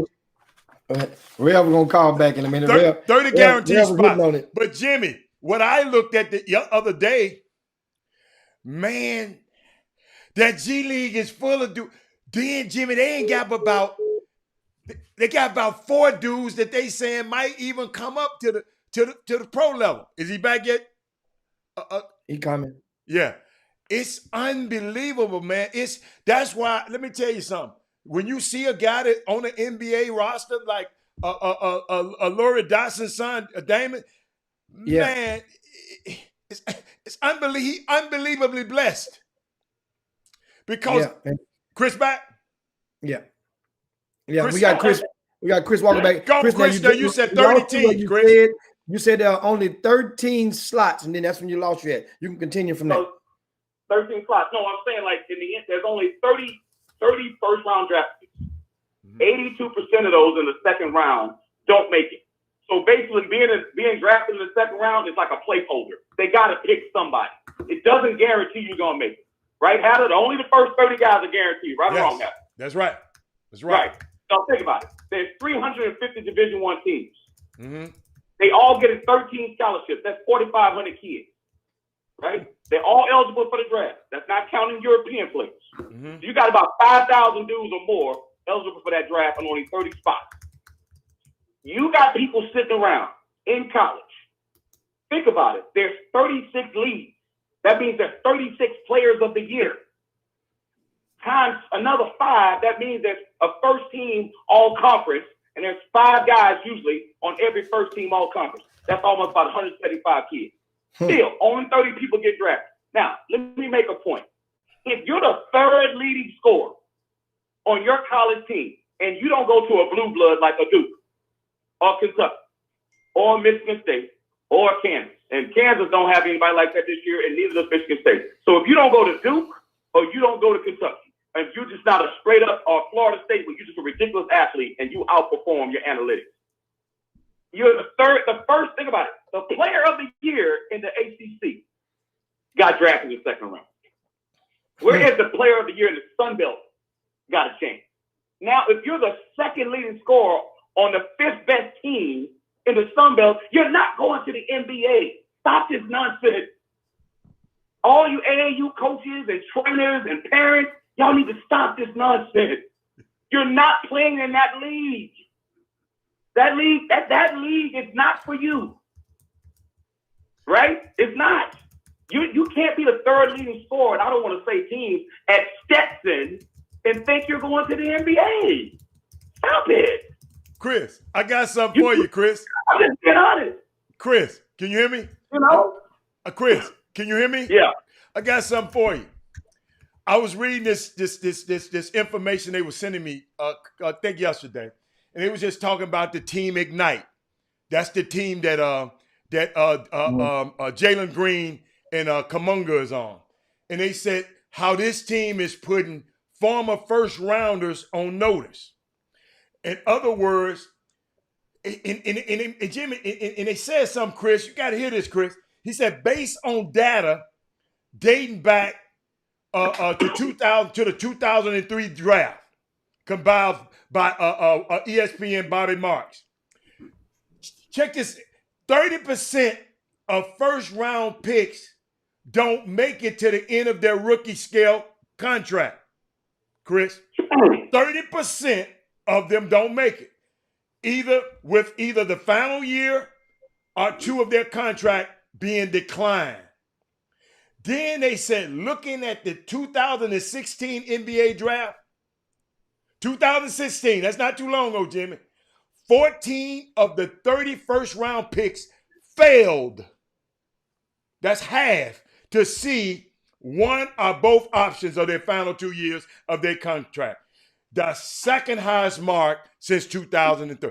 Jimmy, this stuff ain't, Chris, what you just said, it's not that easy no more.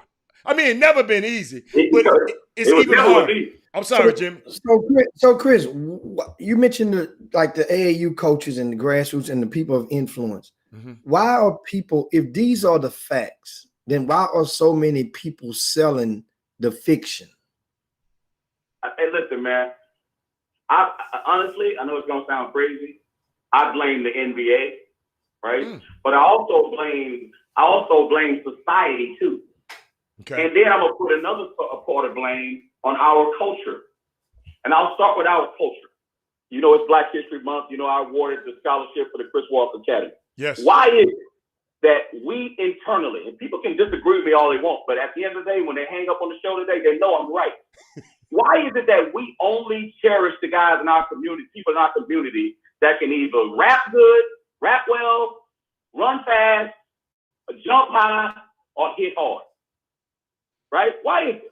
Why is it we only celebrate those people to a level that our kids, right, want to be like them? Or Hollywood tells us, they put images on TV, this is the right Black person to be like, so let's put a mic in front of him. They don't talk about Robert Smith, do they, Howard? You tell me how to do that. I had to introduce a lot of people to Robert Smith. Exactly. So, but they don't want us to know people like him. So, hey, man, you can only be that person. So that starts in the middle schools, right? And I can go into a whole lot of different reasons when it comes to race, poverty, and sports, and why we are in the situation that we're in, because we don't value education the way we should. You can give me every excuse in the book, but people 50 years ago had it a lot harder than us. Yeah, is it hard? Yes, it's hard. But charity starts where, guys? At the home. At home. Charity and education start at home. Home. Right? Now, society, as I said before, the media, they make us think that that's all we can do. That's all we can do. We can't do nothing else. You know? But all we can do is play basketball and run and play football. Mm-hmm. We can't be smart. We can't build stuff. You know? We can't make movies. Mm-hmm. We can't do that. All we can do is rap and say the N-word and talk and degrade women and be rich and talk about and be on Instagram and be on Real Housewives of Atlanta. That's all we can do. We can't be the mayor of Houston. Mm-hmm. We can't be the governor. We can't do that because we don't glorify that. You know what I'm saying? We don't glorify that. And when you get to the AAU coaches, they living vicariously through these kids. Mm-hmm. At the end of the day, man, there are more people that are working jobs that have jobs that, you know, even if you go to TSU and Prairie View, they're predominantly African Americans that are professors. There's a lot of Black lawyers. There's more Black lawyers in Houston than there are Black players in the NBA. Like we don't shine light on that. We shine light on the wrong things. So, and then, as Jimmy, as we always say, the minute you go to one of these AAU coaches or these parents or these trainers, and they'll have 9 million excuses, and Jimmy will say every time, that's not the way you thought it was gonna work out. So, but we don't tell that story. We only tell a story of Justice Winslow, of Kelly Oubre. Yeah. Nobody's telling the story of Tiny Martin. Right? No one's telling the story of Tommy Griffin. Right. No, I can keep going. I'm not even calling those kids out. No. But we don't tell that story. We only tell the stories of the guys that make it. And we don't tell the stories of the hundreds and hundreds of parents that's been like hoodwinked and bamboozled, and these AAU coaches keep doing it over and over again. And at the end of the day, them kids need to graduate from college and be employable, because by and large, they're going to be working for somebody one day, and they need to learn how to get a job and be a productive citizen in our community. And that's how our community is going to grow. Not run around here thinking everybody's going to be the next dude that play in the NBA. Baylor's number one in the country, and they've made, in the last 10 years, how many players? I don't even go to Baylor. You look at Texas, Baylor, Texas Tech, SMU, and you say, hey, man, how many pros them guys have? Between them, pros. Chris, How many pros come out of Houston in the last 20 years? Chris, can I add something to that, Chris? Announcement. Chris, can I add something? And that's why, you guys talk about why I want to do this thing with education.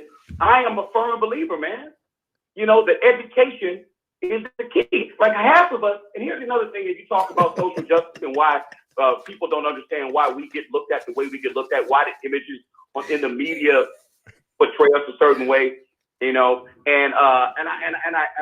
harken back to this, man. At the end of the day, I don't get mad. I shouldn't say I don't get mad. It bothers me when the other cultures don't understand the history of what's happened in this country, right? Yes. I saw something the other day that said 12 million Africans came through the transatlantic slave trade and only 400,000 made it. Mm-hmm. Think about that. Yeah. Only 400,000 made it. Made it. Yeah. So what I'm saying is people don't want to understand Black history because it's American history. And it's ugly and it don't feel good. It's like Jewish people, it's like Germans don't want to talk about the Third Reich. I get it. It's an ugly stain, but it's our stain. And then when you don't want to talk about it, acknowledge the residue that's been done over years when you add Jim Crow and the Black codes, and you add on and on and on. I mention 9 million things. I want to be like, a history teacher here. But when people don't know who Hugo Green is, when you had a car in the 50s and the 60s, the people know who Hugo Green was because they had to understand the Green Book. Some of the people watched that movie, The Green Book, and didn't even know what they was watching. Yeah. Didn't even know what they was watching. Yeah. Because when you had a car back then, they don't realize out in New York, it was so prejudiced being on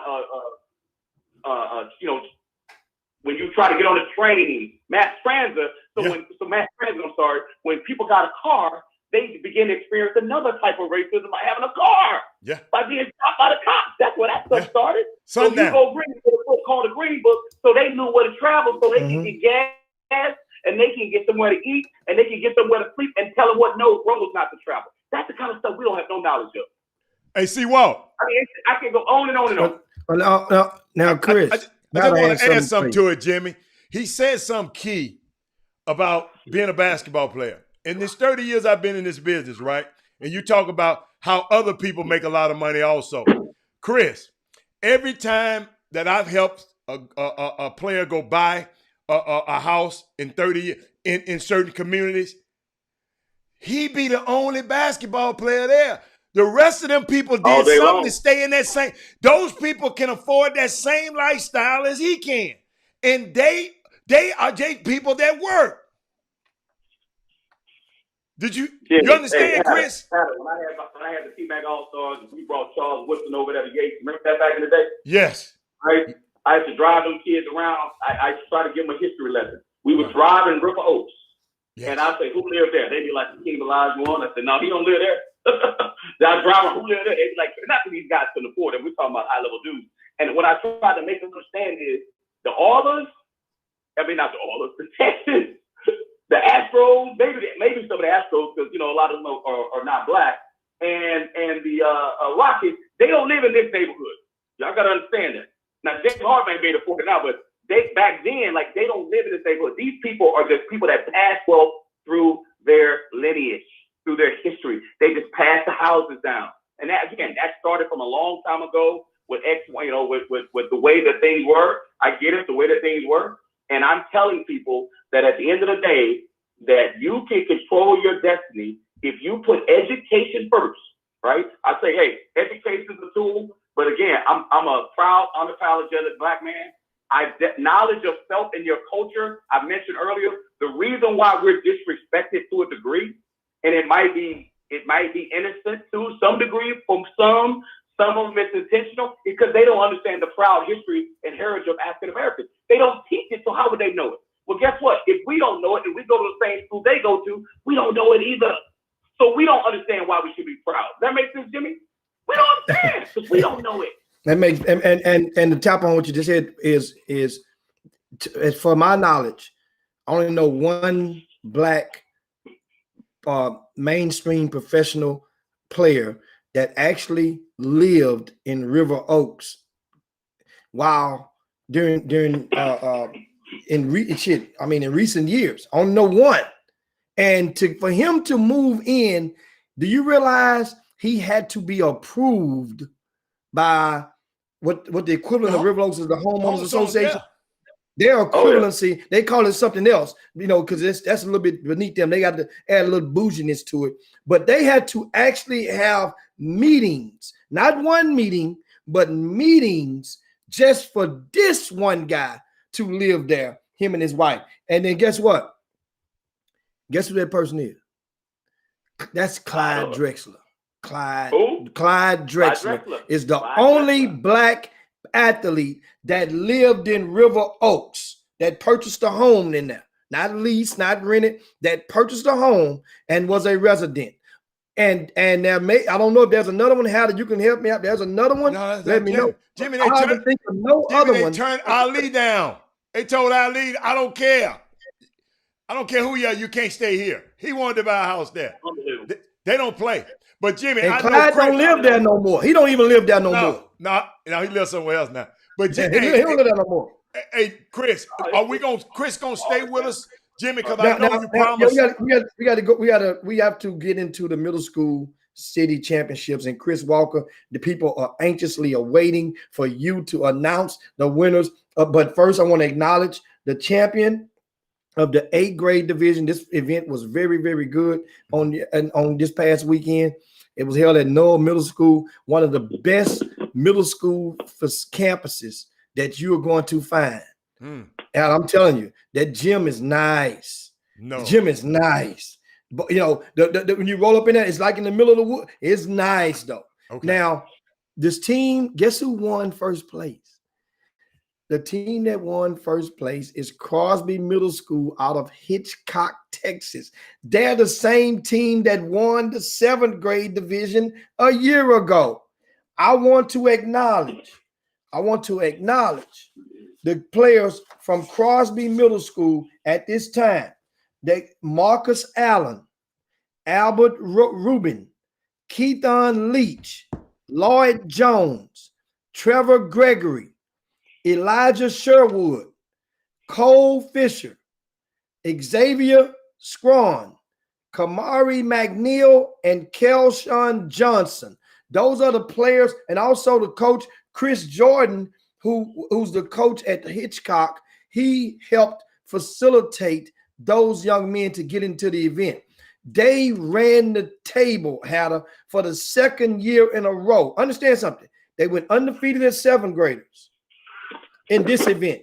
They went undefeated as 8th graders in this event. And this was by far the toughest field that we've ever seen as an 8th grade in the 8th grade division. They beat out. Who should I be looking for next year? Give me one name. The team that won the 7th grade championship this year, Hatter, I'm gonna tell you something. Beaumont Marshall Middle School. Beaumont Marshall Middle School. They not only rolled through every opponent, they won all 4 games by an average margin of 33 points a game. That's middle school.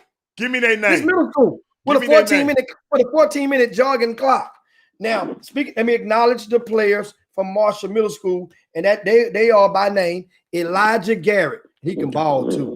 Jamarian Bean, Corey Jones, Todrick DeJean, Ashton Henry, Cameron Chambers, Jacaleb Johnson.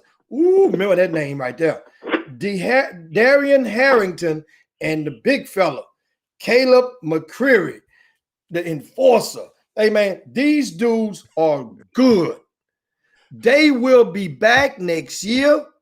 And mind you, think about this. Let me put something on your mind. Okay. Last year's champion of the 7th grade, I mentioned it was Hitchcock. Last year's champion of the 8th grade was Silsby, remember? And those 2 guys from 3 of those Silsby players were played and starred in that upset win over Yates this past weekend. Those 3 guys were on that Silsby team, and they were kicking butt. Okay. Yes. Okay. And one of them scored 20-something. The other one scored 18, 16, 17. They were on that Silsby team. So remember this. The winners this year, 7th grade was Marshall. 8th grade was Crosby out of Hitchcock. Let me plant the seed of of parity. Well, I mean, of not parity. Collect these dots. In 2 consecutive years, no team from the Houston city limits won any division. It's been a Hitchcock, a Silsby, and a Beaumont kicking these Houston teams' butt. Think about it. Know the difference is? When these guys roll up to the gym, they are actually playing for what's on the front of their chest. They're playing for their towns. They're playing for their hoods. They're playing for their community. That's one of the things that you don't see much of in the Houston teams. They ain't playing for that. They're playing for, I'm going to see where I'm going to get ranked at. I'm gonna see how many. I'm gonna see how many videos I can get in. They're not playing for the same thing, and when you're not playing for the same thing, when it comes to nut checking time, then it's gonna be a different result. Wow, that's just my take. I just want to add that in there, man. Without further ado, I toss it over to Chris.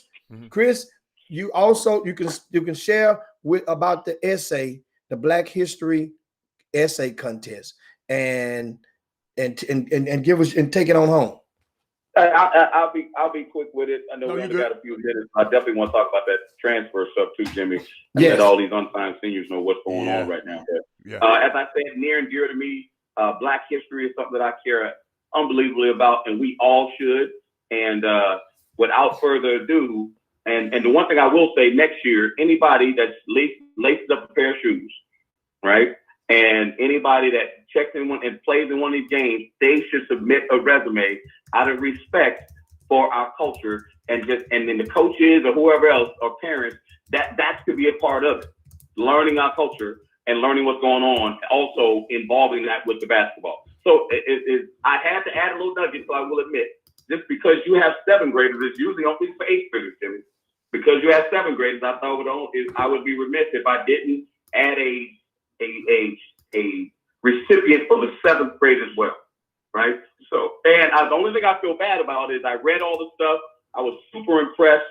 The kids were, well versed. They took different angles, but at the end of the day, something's going on the north side of Houston because the 2 kids I chose came from the same middle school, and it is what it is. I'm gonna choose who did the best job.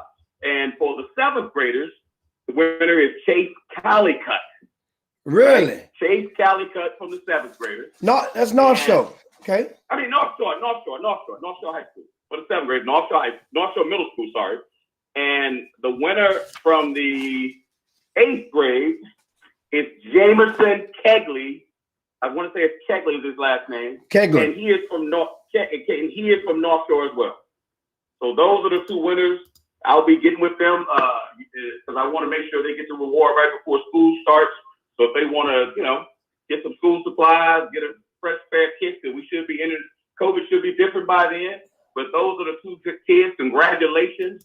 And everybody took a different stance. It was great reading their information. But next year, let's make sure everybody becomes a part of this thing because it's important. You can't know where you're going until you know where you've been. And we need to, there are a lot of Black people that are in our history that have done amazing things. I can mention on and on and on. And just so you know, Carter G. Woodson, my fraternity brother, the founder of what we call Negro History Week. That's where it started. It wasn't Black History Month. It's called Negro History Week. And for a little trivia, it's the reason why it's in February. And it's because of 2 birthdays of I know, Chris. I don't want to say great Americans. Can I tell you, Chris? 2 Americans in this country. Hold on, Hallis has something for you. Chris, can I tell you? Hey, what was what Frederick Douglass and Abraham Lincoln? That's why I don't mess with Hatter, man. You can't mess with Hatter. That is why but that's knowing history, guys. It's nothing wrong with that. That's what I'm trying to say. Like, that's a part of our history.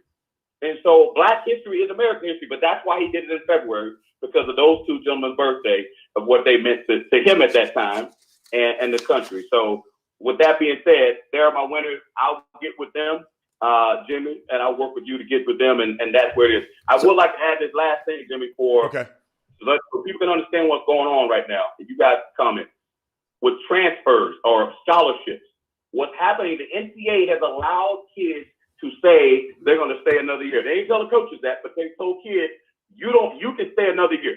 But here's what they're not saying. You don't get to decide if you get to stay. They get to decide if they want to keep you.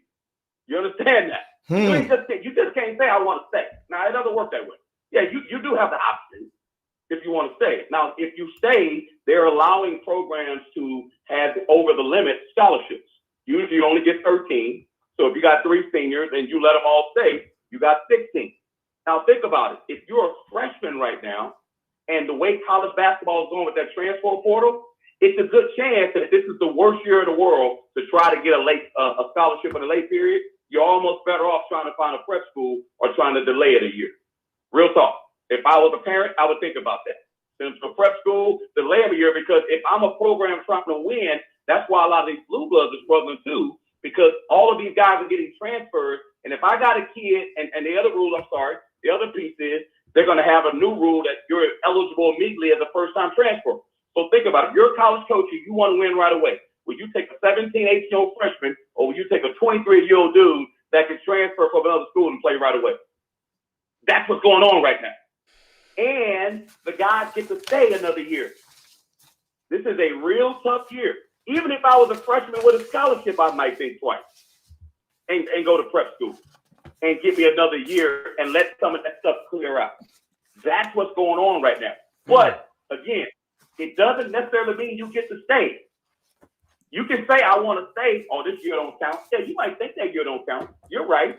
But that don't mean they're going to keep you. If you think for 2 seconds that you're a bad apple or you're a guy that's not very good and the coach knows you're a senior and is going to allow you to stay, or if you're a kid that's a junior and he thinks he can get a transfer that can play right away and allow you to stay, you got another thing coming.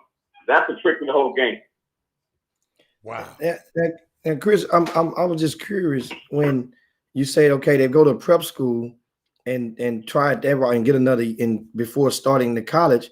But if they go to college, what about the red shirt? Why not go and take a red shirt if that's the case? Let me say that, and most coaches hesitate to red shirt because at the end of the day, if he can't play, they're gonna move you on. What am I gonna keep you another year for?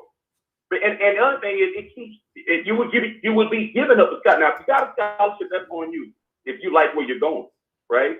But if you're a decent player, you got a scholarship, you go to prep school, you may be able to put yourself in a better situation to go play up a level if you want. But if coaches don't redshirt, and coaches don't redshirt unless they really think you can play. They would rather have you try you out and make sure you can play. And if you can play, they may play you some minutes. If not, they ain't gonna redshirt and have you sitting there when again they can get transferred to transfer in right away. The other point is this: think about it. On a college roster, people got to understand this. I challenge everybody to do this. After every game, every day, every night, I go through each roster. I watch every game, and I go and I say, okay, who played, who didn't play? At the end of the day, when I was in college, I would write the number 8 on the board every year to start the year off. And every kid would walk in, coach, and they never say anything about the third visit. Man, coach, what's that number 8 up there for? That means only 8 of y'all playing out of the 13. So 5 of y'all, that's y'all homeboy and all that. 5 of y'all ain't playing every game. I don't care who you are. We can only play 8. Look at every roster. Only 8 dudes getting double-digit minutes, whether it's a good team or a bad team. So that means after every game, I got to have a conversation with 5 dudes that ain't happy, 5 parents that ain't happy, 5 AAU dudes that ain't happy, and 5 handlers. You talking to 25 people. And then inevitably, they all end up in the transfer portal. It is very difficult. Forget about the NBA. It's hard to play in college. When dudes got good teams, it's hard to get on that floor. So when people run around playing games, college basketball is a business. This is not a game. I don't care what you did in high school. I can name names. You're not getting on that floor based on what you did in high school, unless you just an elite dude, and you're going somewhere that's not good. If you go into a program that's successful, think about this. If you're a senior, if you're a junior in a program that's successful, you think they're going to bring a freshman in that ain't a pro that's going to play ahead of you? So why would you think the same thing's going to happen when you're on the other side? People just fooling themselves. They will listen to anything. Last point I'll make in recruiting. I I've never heard of a recruiting call. Hey, Coach Walker, how you doing? How's such? Hey, man, our girls are the ugliest girls in the country. You know what? We got the worst weather. You know what? Our food is terrible. You know what? We got the worst facilities. How many recruiting calls you gonna have like that? Of course they're gonna tell you everything's great. But when you get there, you gotta understand there's a difference between recruiting you and coaching you. What you're going through right now is the recruiting part. When you get there, it's coaching, it's reality. So stop confusing the two. Stop confusing the two. And I'll leave it at And that. that's Chris Walker dropping the mic. And Chris, when can they catch you on television again? Hey, Hey man, listen. Every night is not every night. I'll be on the night from 5:30 to 1 a.m. During the halftime shows. But anytime they turn it on CBS Sports Network, especially all of March. I don't know which nights I'll be on. We don't all know those yet. But anytime, just check it here and there, and maybe Jim, I'll shoot you a text with you guys on and say I'm on tonight all night. So I'll let everybody know. But I appreciate all the support from H-Town. I make sure I shout out Texas kids every chance I get because I'm a proud Texan. Certainly proud to be H-Town. And Black History Month, man, congratulations to those kids. Also, everybody should shout out Jimmy Hicks for everything he does for the community and all the middle schools that did not show up that won a championship. Switch that narrative. Let's change that narrative when someone's trying to do something for the community because it's a big deal to be a champion in Houston. Do it for the kids. It don't matter what you got going on. I'll give you a COVID correction this year, but next year everybody should show up and make sure everybody support the Chop Shop because I'm telling you, there ain't two brothers like Jimmy. You won't find. I go all over the country, right? I know the media space. It ain't many people that look like us that are out there talking about stuff that affects us. And that's why the Chop Shop people need to listen, call and chop it up. Whether you agree or disagree, call and chop it up. And this iron sharpens iron, just like Jimmy and iron sharpens iron. And that's what they got to do for the community. We got to sharpen our community, and it ain't always sexy, but that's how people learn, and that's how we can better the people, and we advance. Well, there you have it, man. We appreciate it, man. Are you going to have one of them tight suits? Jimmy, is he going to have one of them tight suits on tonight? That's all I want to know. Hey, you always got to keep it tight, Euro. You know that. Tight Euro. Oh, my God. I can't wait. Hey, man. We definitely. All right. Appreciate it, man. That's Chris Walker, guys. And, of course, that was the great combo. Drop nuggets as always. And, hey, I also gave some extra stuff about the recruiting process. Yeah. And for people that haven't put things into perspective. And want to give a shout out to Jaden Chaney. He's a 12th grader over at Westfield High School, and he committed to Jacksonville Junior College over the weekend. So that's Jacksonville, good. And he didn't wait around, got that thing, and he's gone. And that's, guess what, guys? You're playing around, and here's the thing. Lastly, now March becomes the season where people start preparing for unsigned senior events. Okay. And here's where it gets tricky at this year. I guess some people feel once you've invested, then you feel like you're in all the way. I'm all in. You can't turn back. Not saying turn around, but being smarter, meaning that you put this much. Hell, what is an extra $100 going to do? Well, here's the thing. If you've played in front of college coaches, you've played in events when there was live streams. You've played with the live streams. These certain coaches have came and saw you play from certain non-Division I schools. Do you realize that in March, any unsigned senior event that's held, the junior colleges are likely to not be there because they didn't start their seasons until last month. They are in the middle of their seasons. So and they play their games on Saturdays. So how the hell do you think a junior college coach is going to physically walk into in abundance an unsigned senior showcase? They don't have the budgets to like a Division I school do, where the school could be playing in one city and the assistant coach One of the coaches can be across country attending or scouting, evaluating players. So this is one thing to really think about. So when people say, man, we're doing this unsigned senior event, man, coaches are going to be there. Okay, ask them what coaches. And then some of y'all, I don't think you really even care. I think some people just went so far with their sons that they're going to, and the wheels are wobbling. They're just going to ride one more month till the wheels just fall completely off, meaning that you're going to go and just pay for them to play in any unsigned senior event. No one, and ain't nobody going to be there. But then you're going to, then the person that's doing the event can easily tell you, hey, look at all these coaches. They're going to be watching. Chris just told you, as a career college coach, the schools are recruiting from the portal primarily this year. Every high school, every city in the United States of America will have, for the metropolitan areas, will have less Division I signees this year than they had the year before. Every one of them. So know what that means? That means the market is setting itself lower. College coaches are recruiting transfers and JUCO players first. That's 2 layers. Transfers, JUCO players. Then high school. How many times you have to hear this for you to understand? And what have people, next guy say, I could easily, remember I told you, I'm not in the business of trying to fool you parents into thinking that if it ain't right, I ain't trying to sell it to you. It's March. How many times you heard me say, come play in my unsigned senior showcase? It's March. I always tell you guys every year, when I know it's going to be right, I'm pumping it up.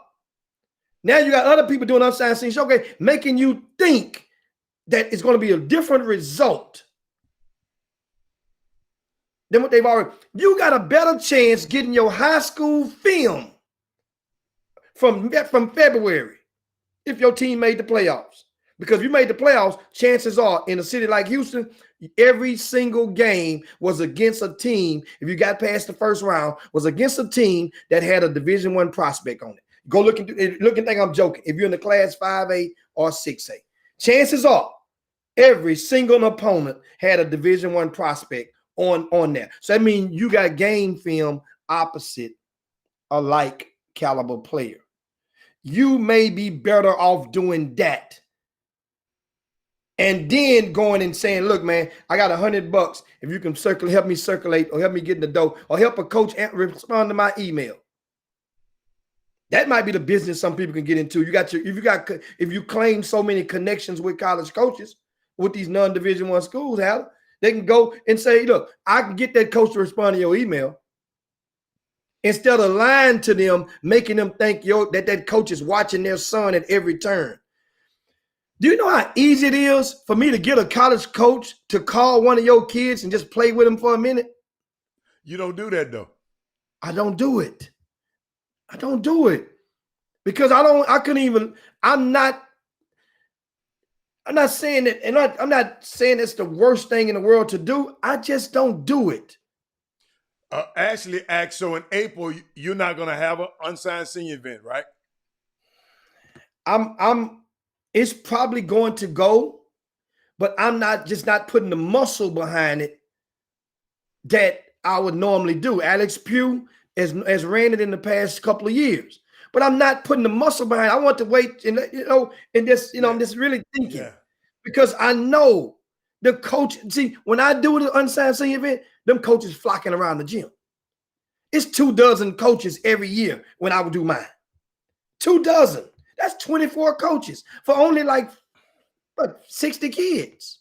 But you already know that's not going to be really possible this year. It's not. So that means what happens? So that means now it's do you still do it? Well, it's not tricky because we will live stream it. But even live streaming it, how to think about it. What does a live stream mean on a Saturday afternoon? The same JUCO coaches are playing on that day. That's right. So how in the hell are they going to watch it live? They can on their cell phone. Ain't the same. Evaluating for those coaches mean they at the desktop with a big screen with a tablet right there on the side of them, and they're evaluating, taking notes. Wow. Because they got a roster on the side of them. If they're in the car or in the van and the team is in the van, they on the game day, they're not doing a proper eval. But then you won't know this. And so the solution is, people, call the junior college coaches, call the D2 or the D3s. Ask those coaches, when are they going out? What events are they going to evaluate players at? Ask them. If the event is being live streamed on this particular date, would they be able to see it? Ask them. And then if an event says, just like Bobby Benjamin, April the 2nd, 3rd, do a lot of good stuff in the community for his unsigned seniors. And even so, if Bobby Benjamin says 10 confirmed college coaches, see, when you go out there on that plank, then you got to be ready to say, if a parent asks you, what if you know 10 are confirmed, then what are the names of those 10 coaches? And that should not be concealed. If you understand, if you're gonna say it's 10 confirmed, tell them what 10 confirmed. It's like the icebreaker, Heather. Remember, I gave a speech a couple of weeks ago about how some people say a whole bunch of media would be in and scouts would be in attendance. Well, if you know a whole bunch of media would be in attendance, tell me what's the names of some of them damn media that's gonna be there, so I can know. And so what I did, I went and I told you guys and put it on social media the names that were confirmed, because once again, it's like taking stuff to a different level. That way you don't have to go through it with some people. And so in an icebreaker, confirmed, John Stovall. That's confirmed. If you need to know what time his plane land in Houston, I can tell you what time the plane land. Matt, he's with Nike, and of course, you guys, many others know him from his contributions to ESPN, the recruiting nation. That's who does the rankings. Matt Verton, people know him as Matt the Mayor on social media. Matt works for Nike, and he also was one of the founding members of Court Cred out of Atlanta. So you got a person from different parts of the country. You got Chad Stovall, who lives in Oregon now, from Ohio, who lives in Beaverton or Portland, or works with Nike. He's coming. Matt Verton coming from Atlanta. You got, of course, you got Dane Urban based in Houston, but he travels the country. He's worked with BI Reports, works with Nike. These are confirmed people that's going to have boots in the ground, feet on the wood at the icebreaker.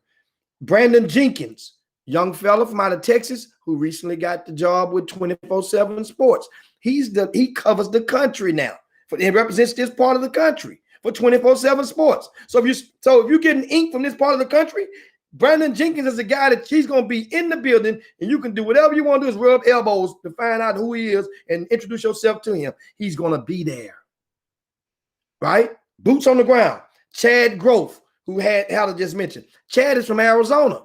That's the West Coast in the building with area codes basketball. Chad grew through the game. I remember he was a puppy in the game. He's grew through the game. He's a dog now. He has visibility. Yeah. People know Chad. Yeah. He's going to be in the building evaluating. So that means what happens is, well, just because he doesn't cover Texas per se, he has a slew of college coaches from his area or his constituents. When he go back with his report, one of your Texas guys is going to be in his report. That's what that means when different people go see different events. I'm just naming a few. Ani Amato.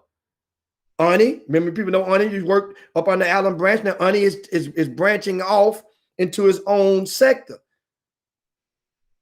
Ani is going to be in the building. Feet on the wood.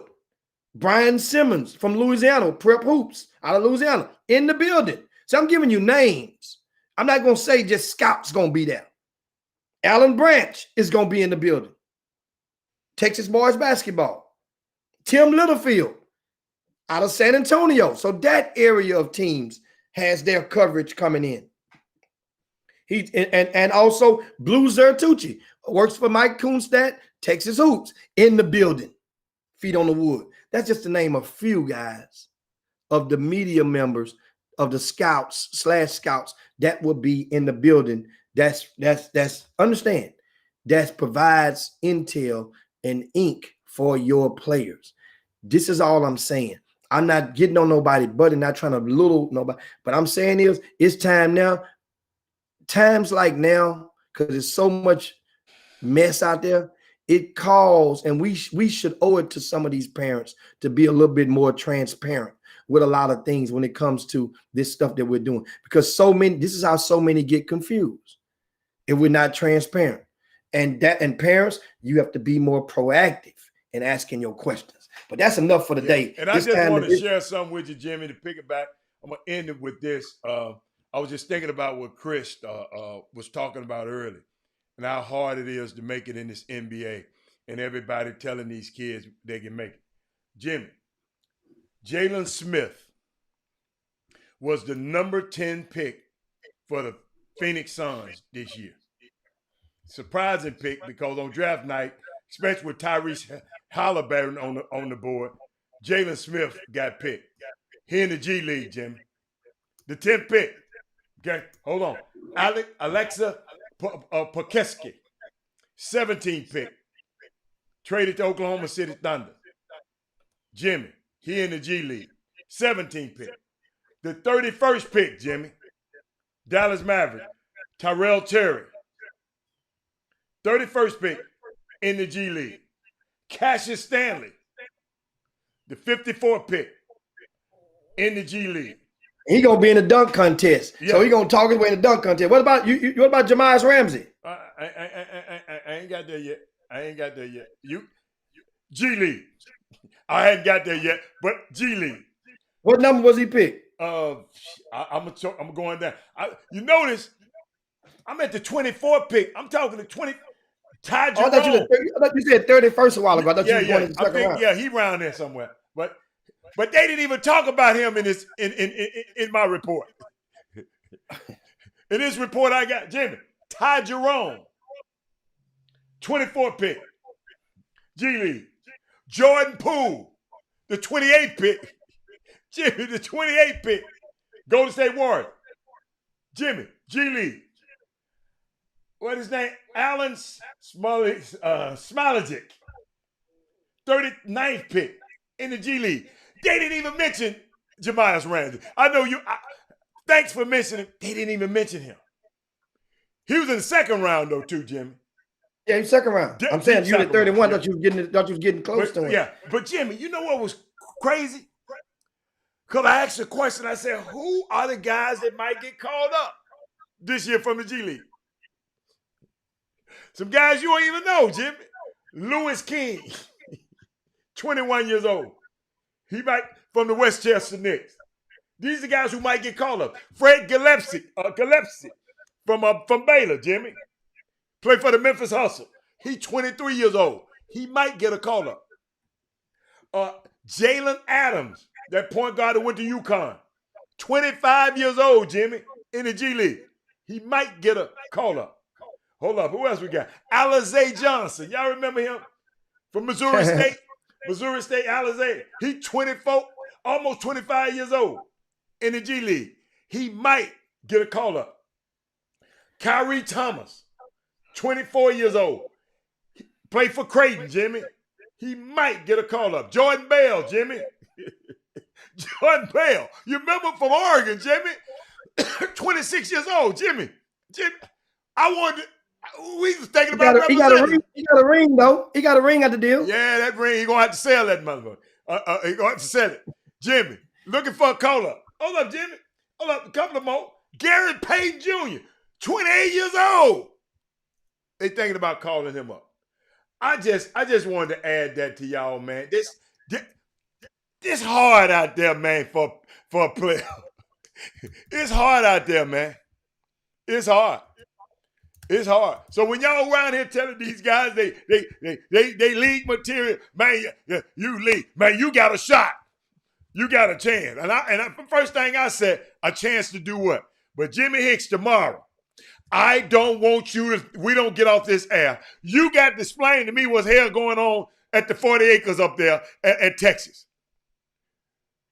What happened? I'm gonna send it to you. I'm glad we didn't talk about it today. I'm gonna send you the information. They talking crazy. Now, They talk. well, and that'll be one of the topics tomorrow. But in this G League stuff, a lot of people made it, and Chris Walker touched on it. He hit on it, and you just touched on it. Yeah. And that you just gave a fragment. Yeah. Of names. But then Chris mentioned about those designer schools, those elite blue blood guys. Ashton Hagens, his ass in the G League. Yeah. Remember that name? Yeah.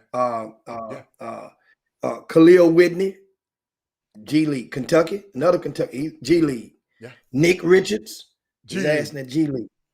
This wasn't the plan. Understand, I can go on and on. And not to mention, understand, we're talking about guys that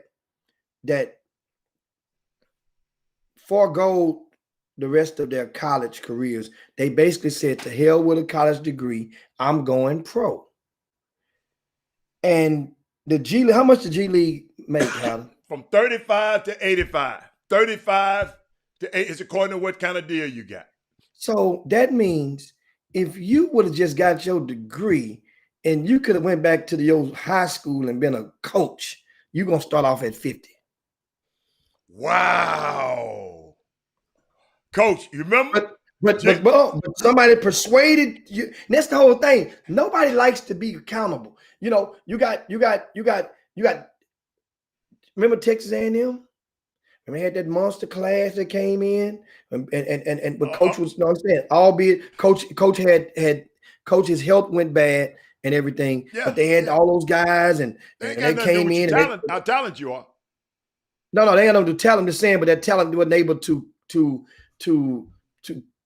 climax to itself because the coach was there was just other stuff going on. That was now DJ Hogue was there, and the big one Tyler Davis, and all those cats will DJ Hogue said, I'm leaving G League,